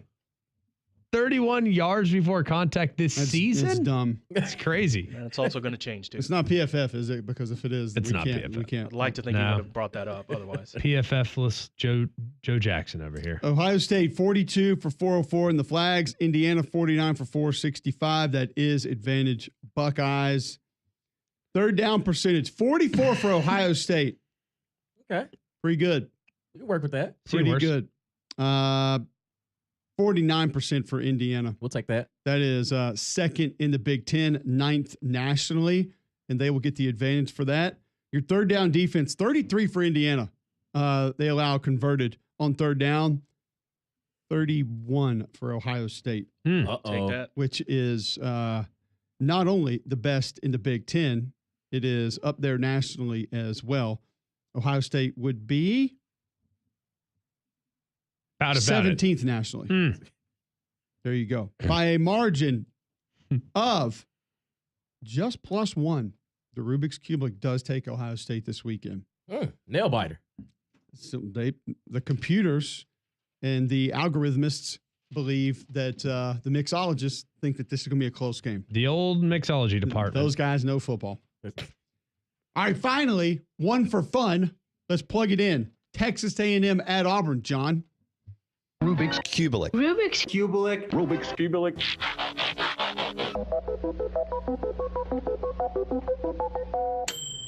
Games at Jordan-Hare Stadium, that's advantage Auburn. Auburn runs for 172 a game.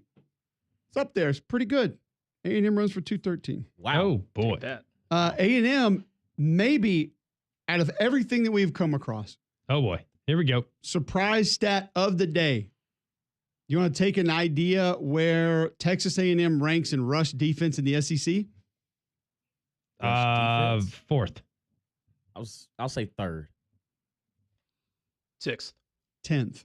Nah. Ooh. 124 Yeah. rushing yards allowed. You want to take a guess at who's third? I'll say Vandy. Texas. This is the Rubik's Cubic, and Texas A&M is playing Auburn, so you would figure it'd probably go along with that. It is Auburn at 105 rushing yards Well, allowed you did ask per SEC. game. I mean, Right. you saying that Texas A&M doesn't have anything to do with Texas? No, I'm saying that I'm surprised that Auburn is third in rush defense and A&M is 10th in rush defense, with those two defensive lines not really being Elko's even thinking close. about him. It's wild to think. Texas A&M +4 in the turnovers. Holy moly. Auburn's still -11. It's minus like a 11 still. Double up. Dang it. In the last in the SEC. That's the old- Turnovers have never been that important.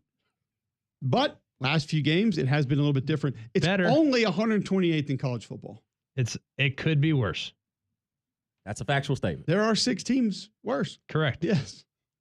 Which is why I don't know why you're making such a big Who is deal the out of it. worst? Southern Miss at -17, followed by It was Florida East State Carolina. and UAB tied for second to last at -14. So it's an Alabama, state of Alabama thing. Okay. Something in our Gotta take water. care of the ball, baby. Well, it's also Been a about New that. Mexico State thing and App State thing. So, yeah. Mm. All right, penalties. Auburn, 54 for 484. Texas A&M, great googly moogly, 77 for 690. Yee. That is A lot. last in the SEC and a lot. That's a lot of flags A whole for heap of flags. Texas A&M. I did not know coming into this segment that it was going to be that bad. And no discipline. They are 121st in penalty yards per game with 69. Yee. Nice. Not really. Third down offense. Sicko mode. Texas A&M converts 45%. Auburn converts 43 now, not far off. And A&M allows 33% on third down, 35% allowed by Auburn on third down. So the third downs are actually not very different. By a margin of +0.5, the Rubik's Cubic selects Texas A&M. Ooh. Just barely. Barely. See ya. It's There you a go. tight one. Computer picks for games. Texas A&M +0.5, Army +2, Arizona State +2, Ohio State +1. If you are new to this show or this segment, that has nothing to do with point spreads. Don't text me saying, no, this team is not favored by that, or tweet me saying, no, this team is not favored by that. Catch up on the segment. Learn it. Love it. Live it. Laugh it. Love it. It's computer modulation, folks. You're just reading them. Scientists are behind this. You're just reading it. We got dermatologists working on this. All right? I've always thought dermatologists had a great sense Got a lot of skin in the game. for ball. Yes, exactly. That was actually good. I'll give you Nicely credit for done. That one. That was. Squirrel finds a nut every once in a while. Every now and then. All Bring right. that energy to top 3. We'll get to Yeah, a right. break. Let's spend a little Yeah. bit more time on this Auburn Texas A&M game. How and why it could go either direction. We'll do that next right here on Jocks 94.5.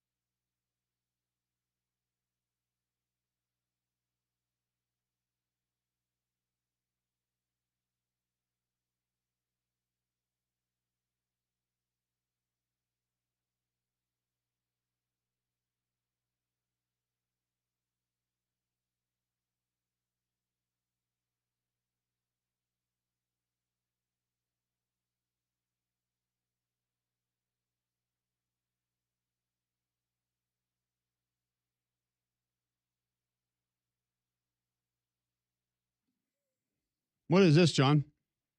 John Mellencamp? Close. Jackson Brown with Boulevard. I've never heard of him in my life. You've never heard of Jackson Brown? Not a single day. You're an idiot. Yes, that's fair, and that's been established. However, Have you not heard the song still have not heard of Jackson Brown. Running on Empty? If you've seen any movie ever, you've heard Running on Empty. Terminator 2. Predator. How about just Forrest Gump? Charlie's Angels. I have no idea where that one came from. It seems right at the same alley. Arnold. Running on empty. There you go. Running on time. There you go. Boom. I didn't know that was John Brown's band. John's brother Jackson. Same thing. Jackson Browns fan. Who knew? I'm about done. I'm Is about that it? done. Do they I'm have about other done hits? with your attitude today. Brown with an E, by the way. Do they I have? am Do they have done. other hits? Brown with an E. Run on Empty is the one that I am most. Somebody's familiar with. baby. Sorry if you gave me one song. Right. that I Gotta haven't be heard of. somebody's baby. Yeah. Somebody's baby. Oh, yeah. Thomas Corner tweets into the show during the Rubik's Cubic. Mhm. This is the most Spaceballs thing I've ever experienced in my life, and I'm eternally thankful for it. What? Is that good or bad? But did you put the same combination on your luggage? Like, what are we talking about? I mean, is that a compliment or Did he comb the desert? did he hate it? Do we need to get rid of it? Do we need to use 'Cause the we're not. shorts? Even Like, though what- Greg what's hates going it, on? we're not getting rid of I'm it. kind of confused. Sorry. I'm Let's stay. I don't get it. Wow. Are you okay? We thought you bounced back. Now you sound like you're back to being Elmo again. Old I'm Jackson allergic. Brown. I'm allergic to your whatever. music taste. He's running on empty. Ah, Ah, We thought the tank was full. no. Bo Jackson band said nope. the Bo Jackson. Woo, he is for real. Whatever it is. Who cares? Golly. Auburn, Texas A&M. I feel like there is too much. There should be some. I'm not mad at a little bit, but there is too much false confidence with Auburn in this game right now, Greg. Why? Because all of the things that people point to that have to happen for Auburn to win this game have not been consistently happening. Now, have some of them been a little bit better in the last couple of weeks? Yes. Okay, cool. I'll give you that. But that doesn't automatically mean that they're just not going to turn the ball over. That doesn't automatically mean that they're going to be able to block, specifically this group. By the way, they didn't block well last week. You go back and watch the first probably 11, 12 runs by Jarquez. He made up a lot of those yards on his own. I mean, there was contact at or behind the line of scrimmage.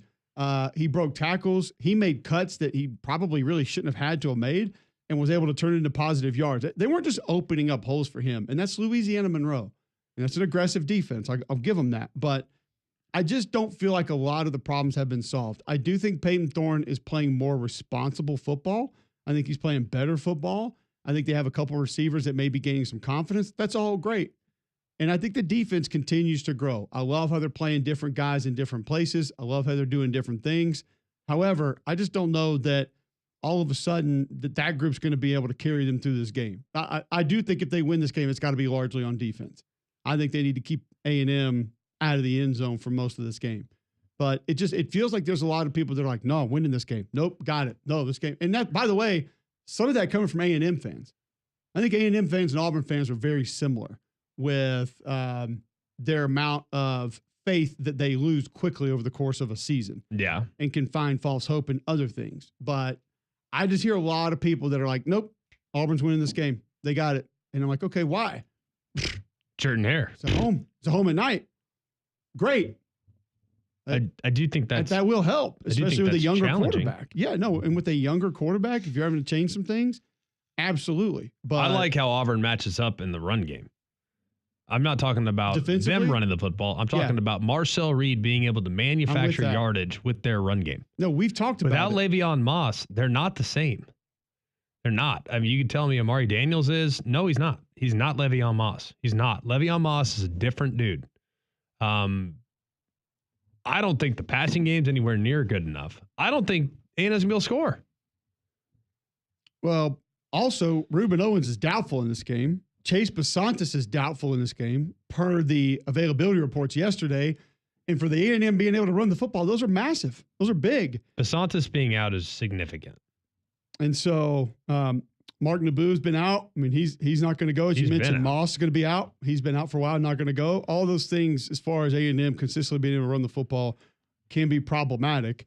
So, yeah, I'm with you. I love the way that Jalen McLeod, Kieron Crawford have been utilized in different ways. And with the quarterback that could potentially hurt you out in the alley, I think those are great players to have to be able to either play on the line of scrimmage and chase you down and use your athleticism, or off the ball and still be a little bit more physical than what you're normally going to have. Those things are great. I just flip to the other side of the ball. And how are they going to offset this defensive line? That's what I need to know. They're not going to be able to. That ain't happening. So I think it's a perimeter game. It's going to have to be a perimeter game. Simulated handoffs with basically swing routes that are essentially toss sweeps. And I think you got to beat him with misdirection. I think Rivaldo Fairweather has to have a big game. That's how you do it. It's not easy. It won't be simple at all. I think their tackles are going to get worked. But I also think that I don't care if you have your worst pass set in your career. I can beat the rush. Like I, as a quarterback, know I can beat the rush. And I have a veteran back there that understands that. So I feel pretty confident in Peyton Thorne being able to get rid of the ball quickly enough to make it happen. Where are we on the whole all the pressure is on them philosophy? Because I feel like that's happening with a lot of games this week. Ohio State and Indiana. Oh, all the pressure's on Indiana. A&M and Auburn. Oh, all the pressure's on A&M. They're the ones that can still go to the SEC championship game. Does that not also give you more to play for? More to be motivated for? Also proof that you've done certain things to be in that position? I just, sometimes I think it's so convenient for people to just say, oh, all the pressure's on them. How many times does that work? How many times do we look back and said, that team just couldn't take the pressure, and therefore that snuck up on them? You know who talks about that? People that can't talk about XO. Like, that's my opinion. Like, if you can't break down the XO, you talk about the external factors. And I'm not saying they aren't a factor. I'm saying they are a minimal factor. It's like motivation. Like, who wants it more? Like, what? Come on. Come on. Is it a factor? Sure. But guess what's more of a factor? Whether they block and tackle. Like that, whether they get the ball out quickly enough. I feel like the people that don't want to do a deep dive are incapable of doing a deep dive. They obviously seemingly make it about some type of external factor. Oh, well, they're looking ahead. I'm not saying those don't matter. They do. They absolutely matter. But I also think that if A&M shows up and plays their A game, Auburn ain't winning the game. Why? Because A&M's A game is better than Auburn's A game because of the defensive line, which we know is war daddies across the board. Because I don't trust Auburn as it relates to the decision-making you're going to get from Peyton Thorne in the event in which he has to get the ball out quick. And I don't trust Auburn's receivers to win one-on-ones, which is what you have to do if you're going to beat A&M. All right, let's continue talking about this game. There's one other aspect that I would like to discuss. Tight ends, I'm glad you brought that up because I think that could be a big advantage for Texas A&M in this game. But there's another part of what Auburn maybe can do to find a victory in this game. We'll discuss it next right here on McElroy and Kubelik in the morning.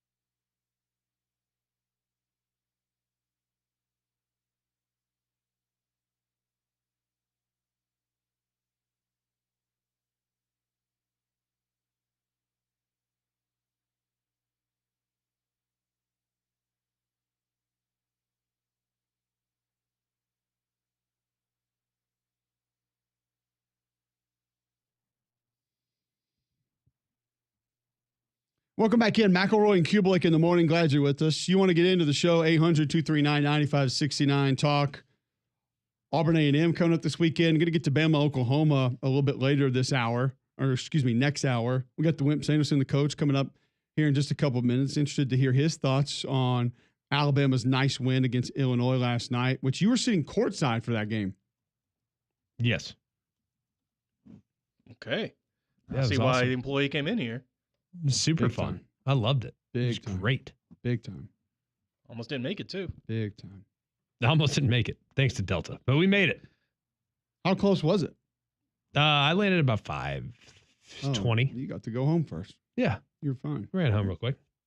All good. Auburn is allowing 305 yards per game this season. That is the fewest in the Southeastern Conference. I don't think a lot of people, Greg, understand how well this defense has been playing. It's on pace for their best season defensively since they allowed 298 yards per game in 2010. 13. 2007. Oh. So that'll be a big piece of this. And as Greg stated, there are pieces of the A&M run game that have been going away as the season has progressed. It is not the same, in my opinion, as it was a couple of weeks ago. And with a younger quarterback coming into Jordan-Hare Stadium where noise could be a factor, going to probably want to change some things, going to want to get some different looks. And Auburn has played mobile quarterbacks this year. They've had to deal with that. They've managed that. Those all could be big advantage for this Auburn football team this weekend. What part of the A&M offense should be most concerning for Auburn's defense, in your opinion, this week, Greg? There's not much about the A&M offense that really scares me. I do think that free release downfield throws are something that Marcel Reed can execute. But it's really all about the run game. I'll tell you what would scare me a little bit is if Wigman came off the bench and started carving you up and had a hot day. That would concern me. I actually agree with that You because know I what feel I mean? like I feel like quick throws have been sort of a problem for this defense, and then 50-50 balls down the field. They've gotten better with that. But like Taylor Green, 18 carries for 80 yards. He had a pretty big day, but I don't feel like a lot of other quarterbacks have been able to break them down with their legs. And they haven't played a ton of just. Well, mobile Lenoris quarterbacks hurt him a either. little bit with his legs. Not crazy, but Lenoris did as well. So I would say that mobile quarterbacks have hurt them some, but it has not been like an Achilles heel for them. Would you say? I mean, I don't think it's been a consistent problem. Michael Hawkins Jr. had, I think, 69 yards. but against them. 60 of it is on one carry. Pavia didn't have a ton on the ground. I mean, he had 12 for 26. I do think some of the things that were set up were a little bit problematic by him, but I don't think that just in and of itself, kind of like people would talk about LSU's defense, is going to be super problematic. So I also think you mentioned tight end for Auburn. You think Rivaldo Fairweather has to have a nice game. You think he has to be somebody who actually is productive in this game to really be a big piece as to why Auburn wins this game. I think on the flip side of that, I think tight end for Texas A&M is one that could be huge because we mentioned the athleticism that Auburn's going to pose out there on the edges. You're going to have to help that manage that. You may need a little bit of extra protection at times, and that position could be a pretty big help.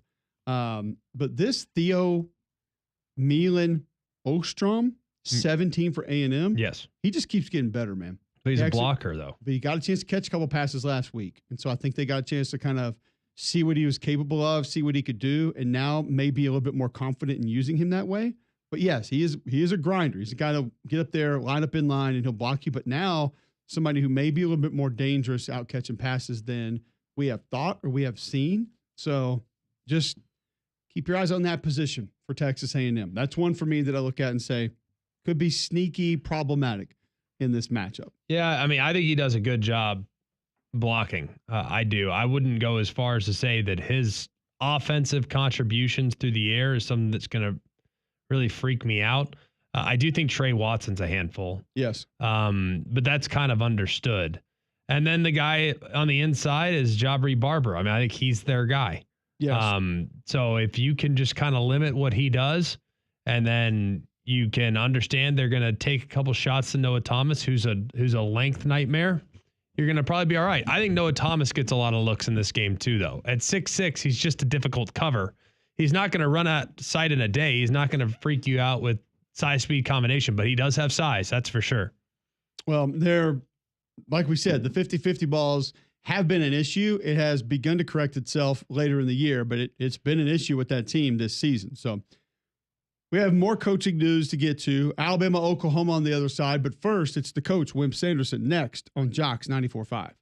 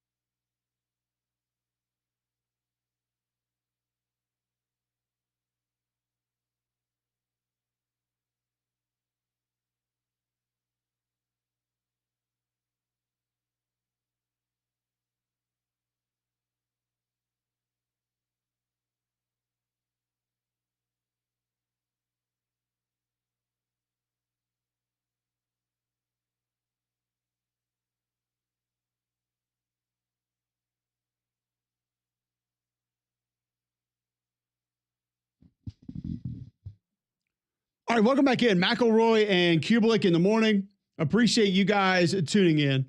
Before we get to the coach, Wimp Sanderson, I want to tell you about our friends at Wayne's right here Thursday, November 21st, 9 a.m. Not just your yard, not just the termites, not just the bugs, but now wildlife removal services from Wayne's. If you've got squirrels, raccoons in the attic, if you've got, well, I had a cat get stuck in my ductwork one time. Hey.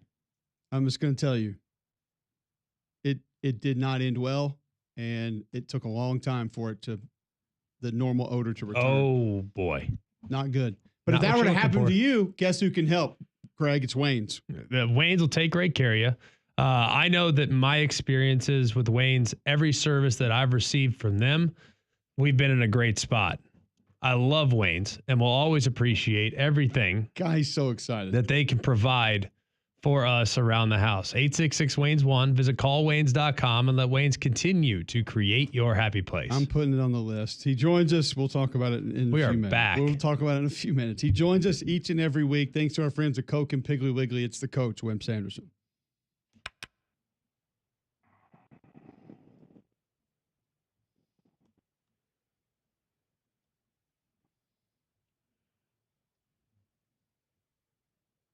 Coach, how you doing today? Okay, I saw Greg. I didn't have any tickets for the game. I guess because I wasn't there long enough. But I saw Greg on the television, and he had a white hat on, and he had it pulled down real tight. I think he didn't want anybody to recognize him, and he have to sign an autograph. Well, I can answer that for him. It's because if you've heard him on the show the last 2 days before today, he sounded like Grimace the Menace, Dirty Harry, and Optimus Prime all in one. I could not speak, Coach. I think that was probably it. He needed to try to save his voice. I was trying not to speak, and I don't. We did, yeah. I unintentionally was trying to. I wasn't trying to. I guess hide, but I guess that's good observation. I thought you were going to say something about the logo of the hat. No, I didn't see. I couldn't tell the logo. There wasn't really one. That's what I was curious about. I was like, oh, where's he going with this? I wasn't sure. No logo was good. Well, you didn't make all your sponsors mad, so you didn't put any logo on. The game, real quick about it before we go to the football thing I need to talk about. Alabama was very, very good. They would still need some work defensively. I'm very, very careful about what I say on shows because when I do, I get a ton of whats. They still needed some work defensively. One of the few times you'll ever see Alabama play and Sears not score. And it's fine for Holloway to get 18 points, but you better be careful when he doesn't start because he just transferred from Auburn, and that could rub you the wrong way. So rub his family the wrong way. I don't know that. Anything anyway. Nate Oates does a terrific job with the team. They're going to be very good. They got a chance to win the national championship, I'm sure. And they will continue to play well throughout the year. A little bit more difficult on the road than it is at home. Last night, supposedly, it was a neutral court, but really it wasn't neutral.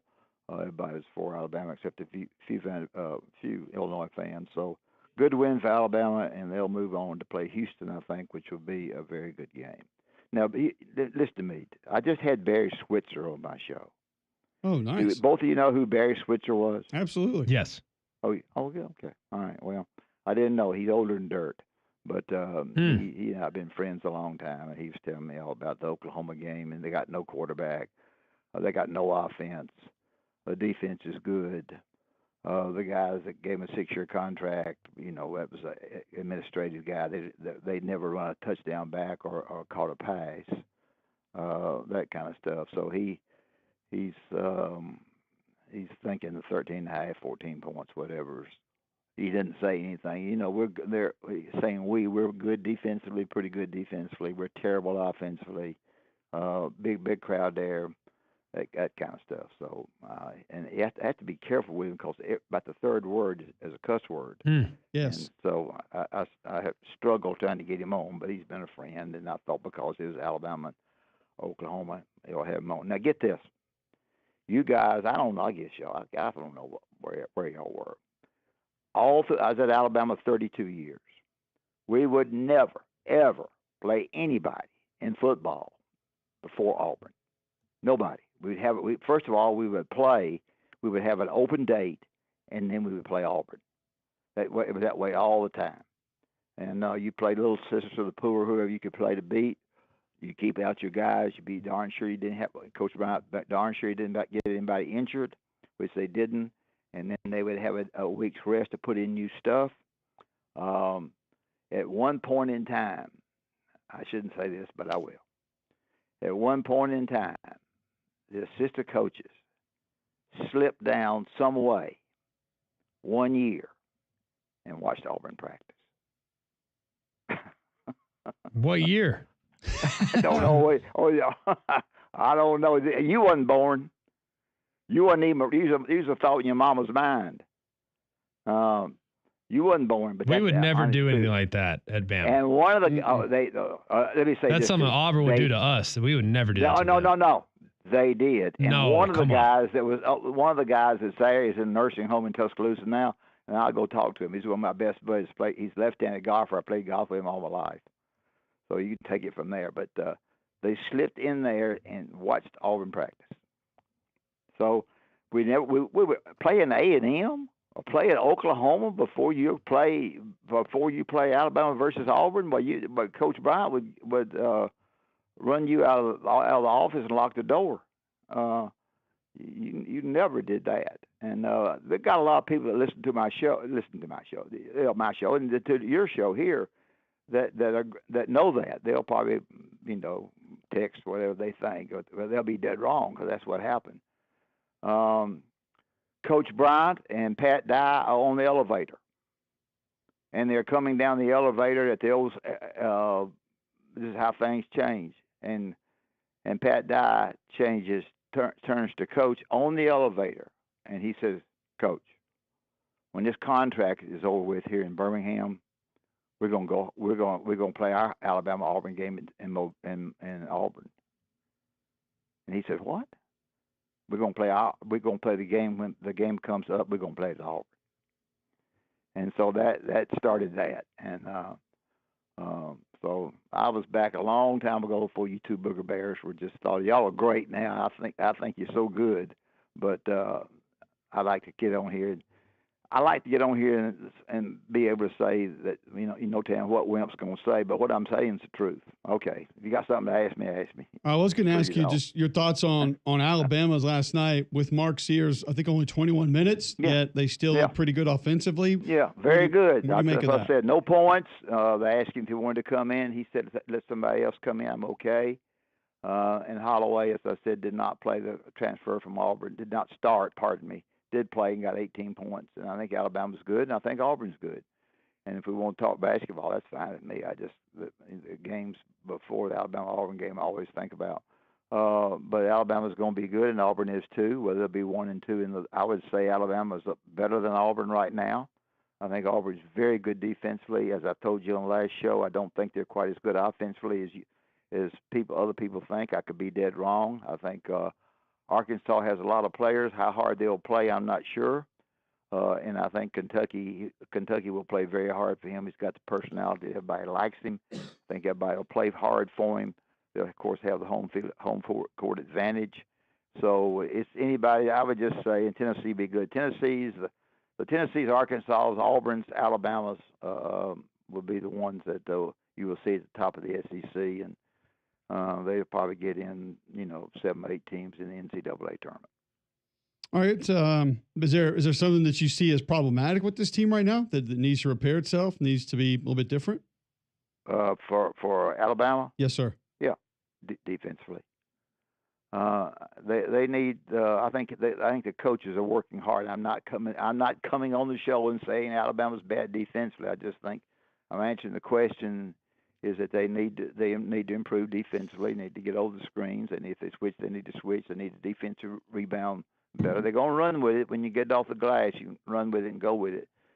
You need to defend without the foul. The foul is a defensive mistake, and so when y'all get on here and talk about they shot good threes or made threes, a lot of the ability to shoot threes is the, and both of them are about 11 threes last night, is the ability you to defend.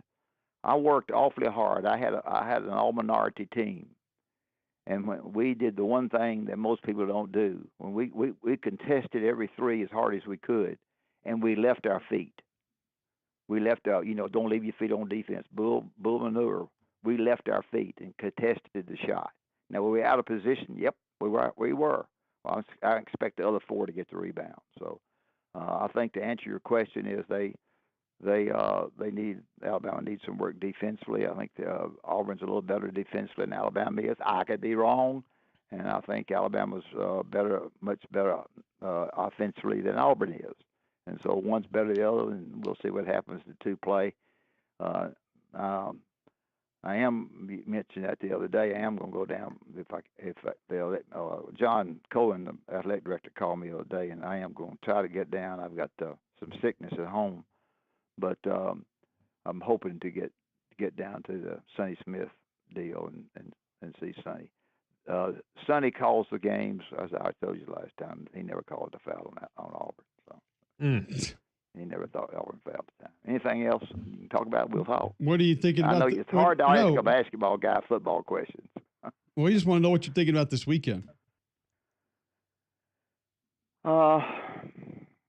I think Alabama probably covers the 13.5, but I don't think it's going to be easy. And I think the same at Auburn. The 2.5 that they get. A&M is fighting like a Dickens to get back up to the 12. I'm a little bit surprised to see they're below it.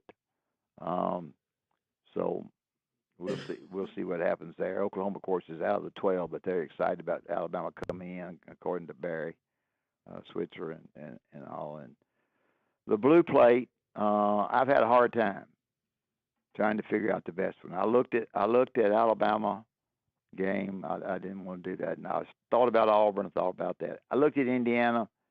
Indiana's darn. The guy can really coach, folks, and he'll have his team so sky high. And Ohio State never wins about quite as much as you think they're going to win by. So the more I looked at that, the more I wasn't sure, exactly what to do there.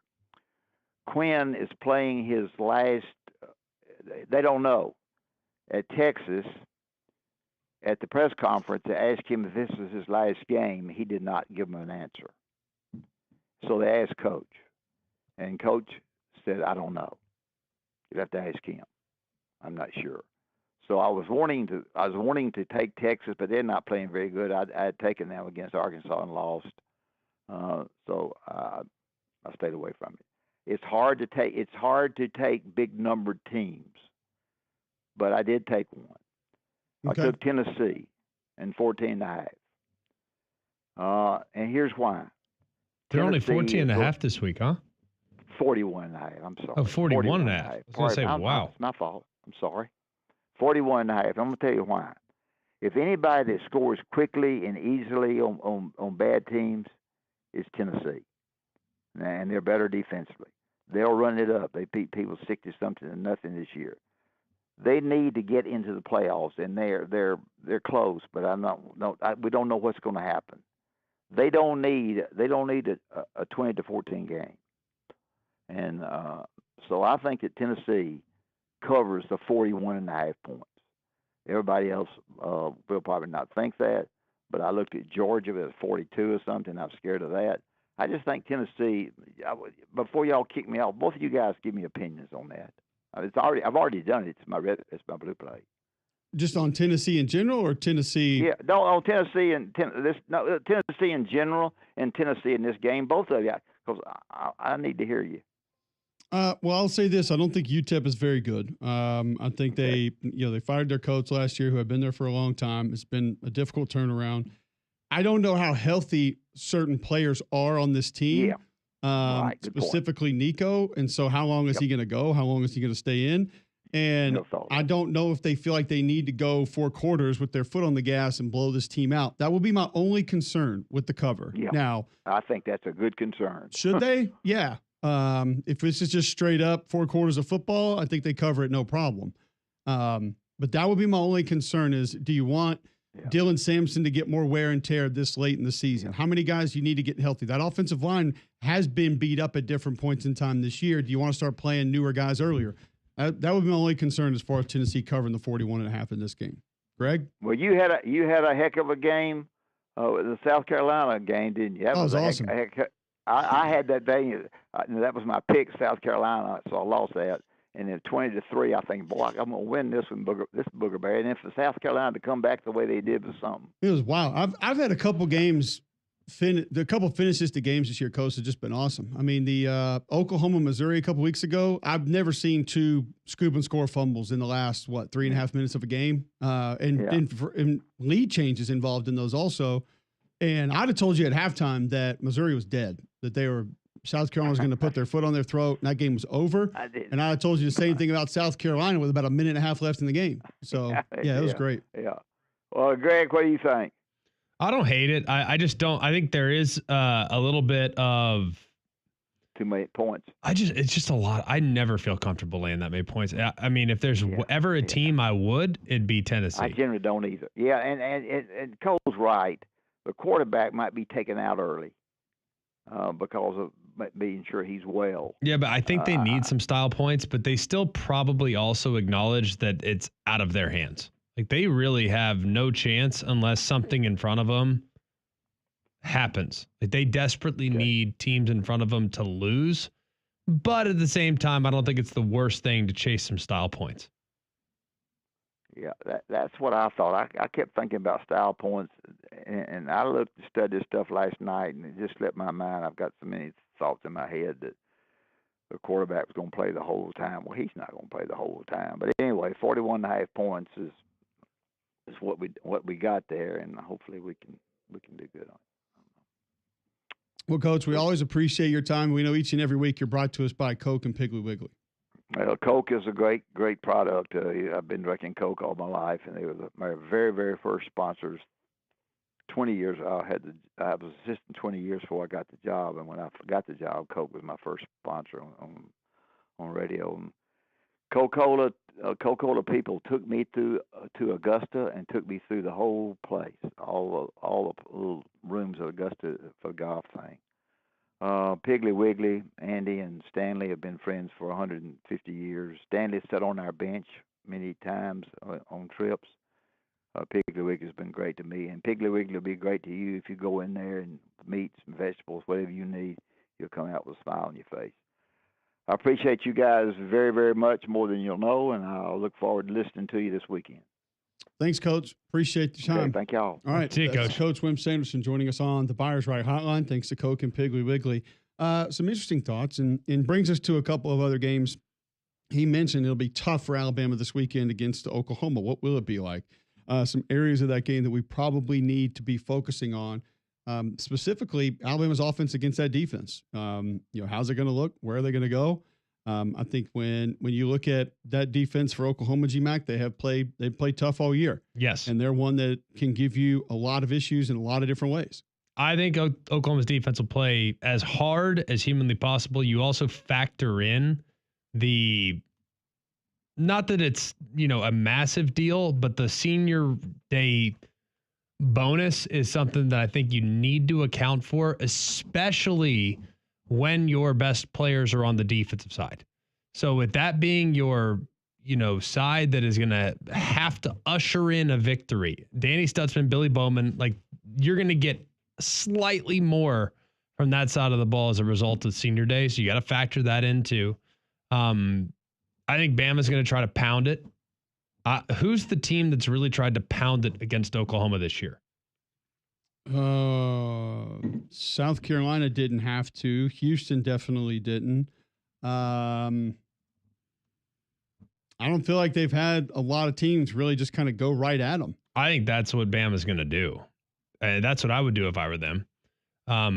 It's not because I don't think Oklahoma can weather the storm. I just don't know if they know what the storm looks like. I want to talk about that part of this game, specifically Bama going at them, because I think it can work and it will work, but you have to have one thing in your brain while you're doing it in order for it to continue to be successful. And I'll tell you what that is on the other side.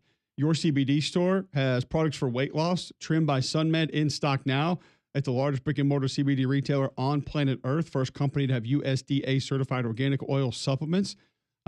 They've got those in stock now. If you have issues with your gut health, skincare, you or your pet, they can help with that. Arthritis, anxiety for you or your pet, your CBD store can help. They want to make you feel better each and every day. Better focused throughout the course of the day. They have products that can help with that at one of their 3 locations: Highway 280 by Bailey Brothers, 150 by the Cage in Cleaver, and Trustful just off 459. Your CBD store where good health hits home. We'll talk Alabama, Oklahoma, and that Alabama rushing attack. How does it stay successful? I'll tell you next on Mac and Cube in the morning.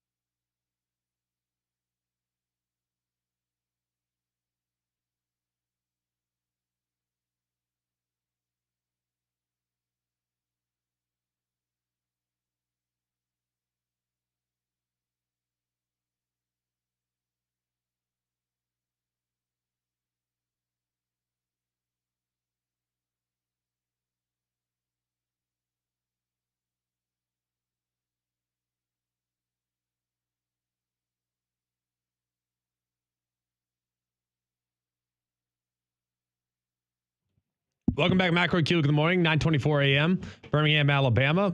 Take the short drive up to Coleman, go see the GMC Dealer of the Year. It's nice to know we have them in our backyard, and it's just a short drive up I-65, exit 310, Highway 31 to go see Bill Smith Buick GMC, see the national champion of car dealerships.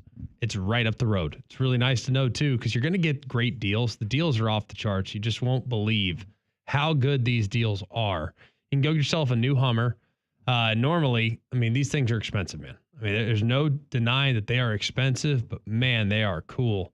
And the fact that you can get it for $20,000 off the sticker price, I mean, that is pretty ridiculous. To take $20,000 off a car that most dealerships can't even get is amazing. And then to make it even sweeter, you get 0% financing for 60 months. So go and check them out. Right up the road, up I-65, exit 310. Go see Andy Cole and Jonathan Yeager. 75% of their business is repeat customers. You have a better experience when you shop with Bill Smith.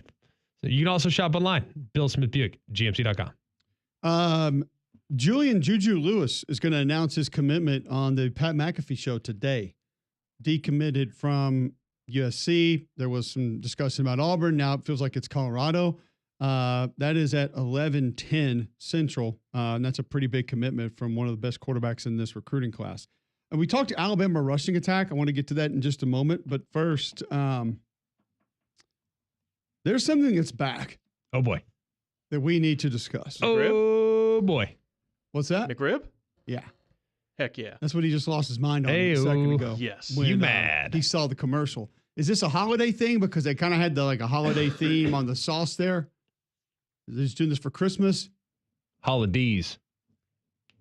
I don't know. That doesn't really make any sense. It never does. Rick D's? His weekly top 40? In the weekly top 40. Yeah, I don't know if it's for the holidays, but I'm a smash. Yeah, you can treat yourself to a jug of McDonald's McRib sauce. And yes, it has the the holiday font, whole lot of McRib sauce in a jug of it. You want me to get that for you so that you can mix it with your Dales? I don't need it. I don't need it at all. But the McRib is back. Seasonal barbecue sandwich to menus on December 3rd. Ooh, $5. I thought it was gone forever. They told us last summer? Last time ever? Correct, yeah. I tried to tell you, dummies. It'll be back soon. Everybody freaked out. Greg went and put them in his freezer. Thought about so it. he could save some. Should have. It was definitely a possibility. Never ended up going through with it. But I'd be lying if I didn't tell you I was going to fire a couple McRibs. There's a dedicated website, wholelotofmcribsauce.com, if you want to order the McRib sauce, the jug of sauce when it comes out. We're not thinking that barbecue sauce. I mean, of all the barbecue sauce you could get, there's people that are going to buy that and put it on their stuff. The old jug of sauce. I understand that some of y'all like the McRib, specifically John and Greg. Well, because we're red-blooded Americans. Yeah. We have established earlier that you're a patriot in the show. That did take place. It's not my thing. Not saying that there's anything wrong with it because you are. I'm just listen. If I pull through the McDonald's drive-through and I can get my double or triple cheeseburgers with no pickles, I'm not turning that down for a McRib. Sorry, this ain't happening. Hang on, 2 triple, double or triple. They have triples. Yeah, it's a thing. That must be the secret menu. No, ask them. Yeah, it's they have a weight limit. It's out there. Sir, how much do you weigh? 280. You're not allowed. Perfect. I'll take it.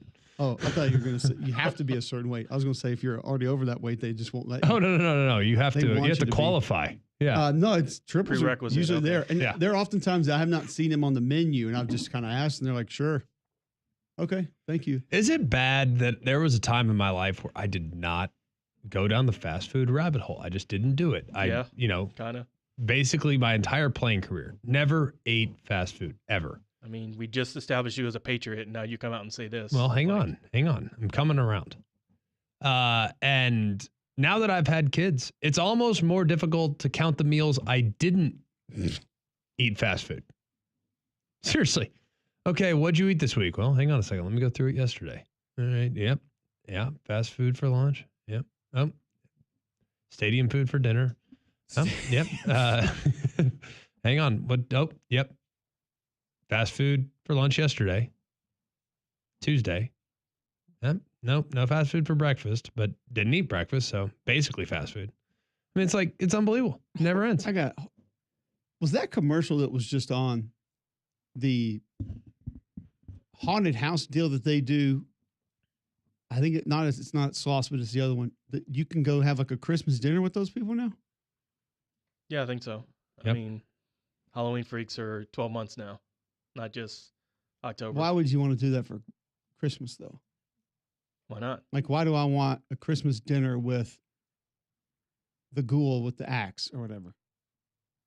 I mean, the scaring's over. Now you can understand the person behind the scare. Get to know his or her motivation. There's some sick people out there, man. There's Very some, much so, I'm yes. telling you, there's some really twisted people. So what have your go-to fast foods been this week?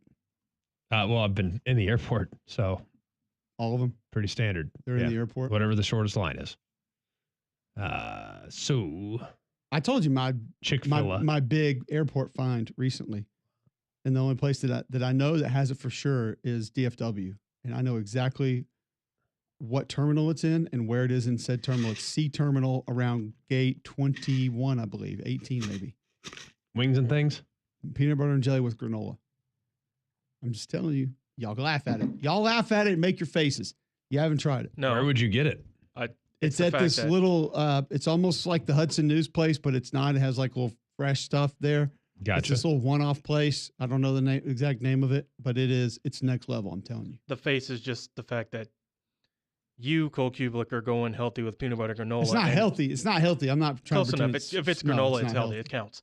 And Greg's talking about fast Here food. it is, Greg. Look at this. What is this? Arox Christmas at the factory. Atrox. Atrox. You people do this? They must be making some money if they're going commercials back to back to back.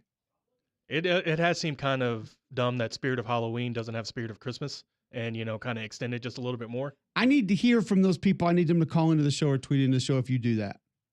Number one, I'm going to unfollow you. I'd actually not I'm never like affiliating for with you again. I'd actually not like for you to tweet into the show. I'd like to think that our world is a nice, safe place. Instead, people are eating. Those are the people that ruin the Homewood a Christmas parade every year. Oh, have Krampus and whatnot. That's right. They bring their whatever that's what do we call that? Krampus? Krampus. Folks. No. It was the something Krampi. else. There was another part of it's like an official thing. Oh, it's not Krampus, but the other deal. Yeah, we don't need you guys. Yeah, Homewood does. No. Yep. And I do need to know if real people actually do that. Oh yeah. What do they allow you to do? Are they cooking a turkey dinner for Christmas and you cut the turkey down with Jason Voorhees? They cut the turkey with a chainsaw. Had fake blood, so it helps out. He gets a fake blood is actually cranberry sauce. They stab him and cranberry sauce comes out. Exactly. My 7-year-old will be all over that. They had this commercial on yesterday with this guy with the waiters. It's one of those deals. He's my son loves cranberry sauce. He loves. He will ask for it at every meal. And they had this commercial. They're in the kitchen and the cranberry sauce. Your son is literally 75 years old. He's the only person I know under 80 that likes cranberry sauce. And it's like the one of the real cranberry deals. Oh yeah. And the cranberries are floating in the kitchen all over. And he goes, man, that looks good. And I was like, you'd eat those up, wouldn't you, Judge? And he goes, not the ones on the floor, but the other ones, yeah. I'll be all over those. I was like, you're a weird kid, but I love you. No, you got to respect that. Like, he likes what he likes. He does. He's not letting society tell him what he likes. No. So maybe Judge someday will be eating Atrox. No. Not with his family, you won't. We're not doing that. Sorry. I don't need Christmas dinner with Freddy Krueger. Like, what are we doing? Stop it. But apparently they're making money on it. So good for them. What's next? Apparently. What's next? Atrox Easter? Where the hell they call that thing? I don't want to think about that. You got like bloody Easter bunnies? Yeah, I'm not sure. I'm saying, like what? Tell me what's next. Atrox St. Patrick's Day? The 4th of July with Atrox? Oof. Uncle Sam's got his head chopped off. And we're having hot dogs with him. I don't need it. Don't want it. Keep it away from me. We'll be back to tell you why Alabama's run game will work and what they need to do to assure That's the type of transition you can get here at McElroy By the way, in the morning. those were the shots that we're going to use for our TV commercial. That's great. Yeah. People are going to look behind the curtain. Those guys have variety. Yeah.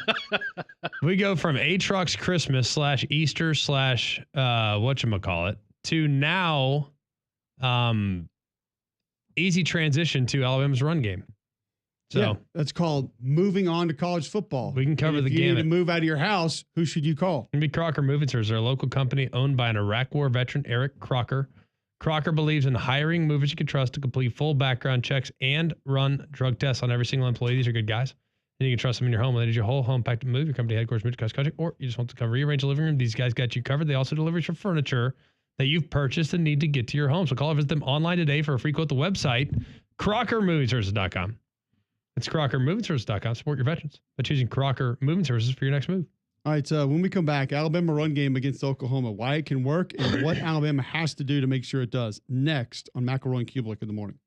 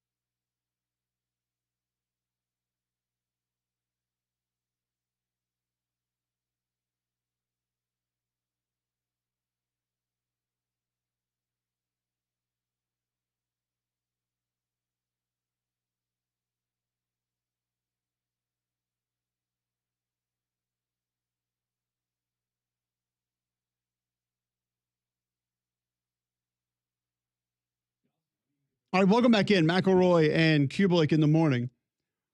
One tweet coming in on this is JJ Gilbert tweets into the show. Apparently, y'all haven't seen the Winnie the Pooh horror movie either. Don't. It's bad. Well, Why? bad they made a sequel. Who made that? Someone that's walking around with money in their pocket. That's not okay. It's Disney made that? No, because Winnie the Pooh became like whatever it's called, like open right care, like anyone can use it. So they decided to make a horror movie out of it and a sequel. And so, Sounds yeah. great. Yeah. Sounds really good. Okay. I'll tell you guys about Backyard Adventures quickly. Don't have to worry about Aatrox infiltrating that. When you have the playground in your backyard, kids always going to have something to do, somewhere to go, be active, get outside, get away from the screens. And it's not just playgrounds, but you can go check out what they have already put together, Cahaba Valley Road. Jeff and the guys are going to take good care of you. They came to my house, assembled our playground. That's right. They put it all together. I didn't have to lift a single tool right there at Backyard Adventures. They did it all for me. They'll do it all for you. And since Greg had it, I had to get the basketball goal. It has changed your family's life, G-Mac. It has. It's been great. We've used it a ton and have had an absolute blast spending time together outside. I know you guys will feel the same way I've felt. It's been incredible and very much appreciate all the different things that I've experienced with Backyard Adventures as a result of the things that they've provided around our house. So go and see them today, right now off Cahaba Valley Road, or you can go online at backyardalabama.com. All right, Oklahoma's just 1-5 in conference play this year, on pace to be their worst conference record in program history. But this defense has been legit, and it's one that can be problematic for a lot of different reasons. Greg says he thinks Alabama goes downhill, tries to go right at this defense. I agree, and I think it's probably your best bet. Here's what I think has to come with that, Greg, if it's going to be successful for 4 quarters. I think you have to understand that there are going to be bumps in the road. I think you have to understand there are going to be tackles for loss. You have to understand that it's not going to be maybe as consistent as you want because of all the movement up front that Oklahoma is going to give you. All the twists, all the run games, all the stems late, all those different things. They're going to get a guy who gets through. They're going to get a guy who makes a tackle in the backfield. But you can also offset that by sticking with it, because just as fast as somebody will swim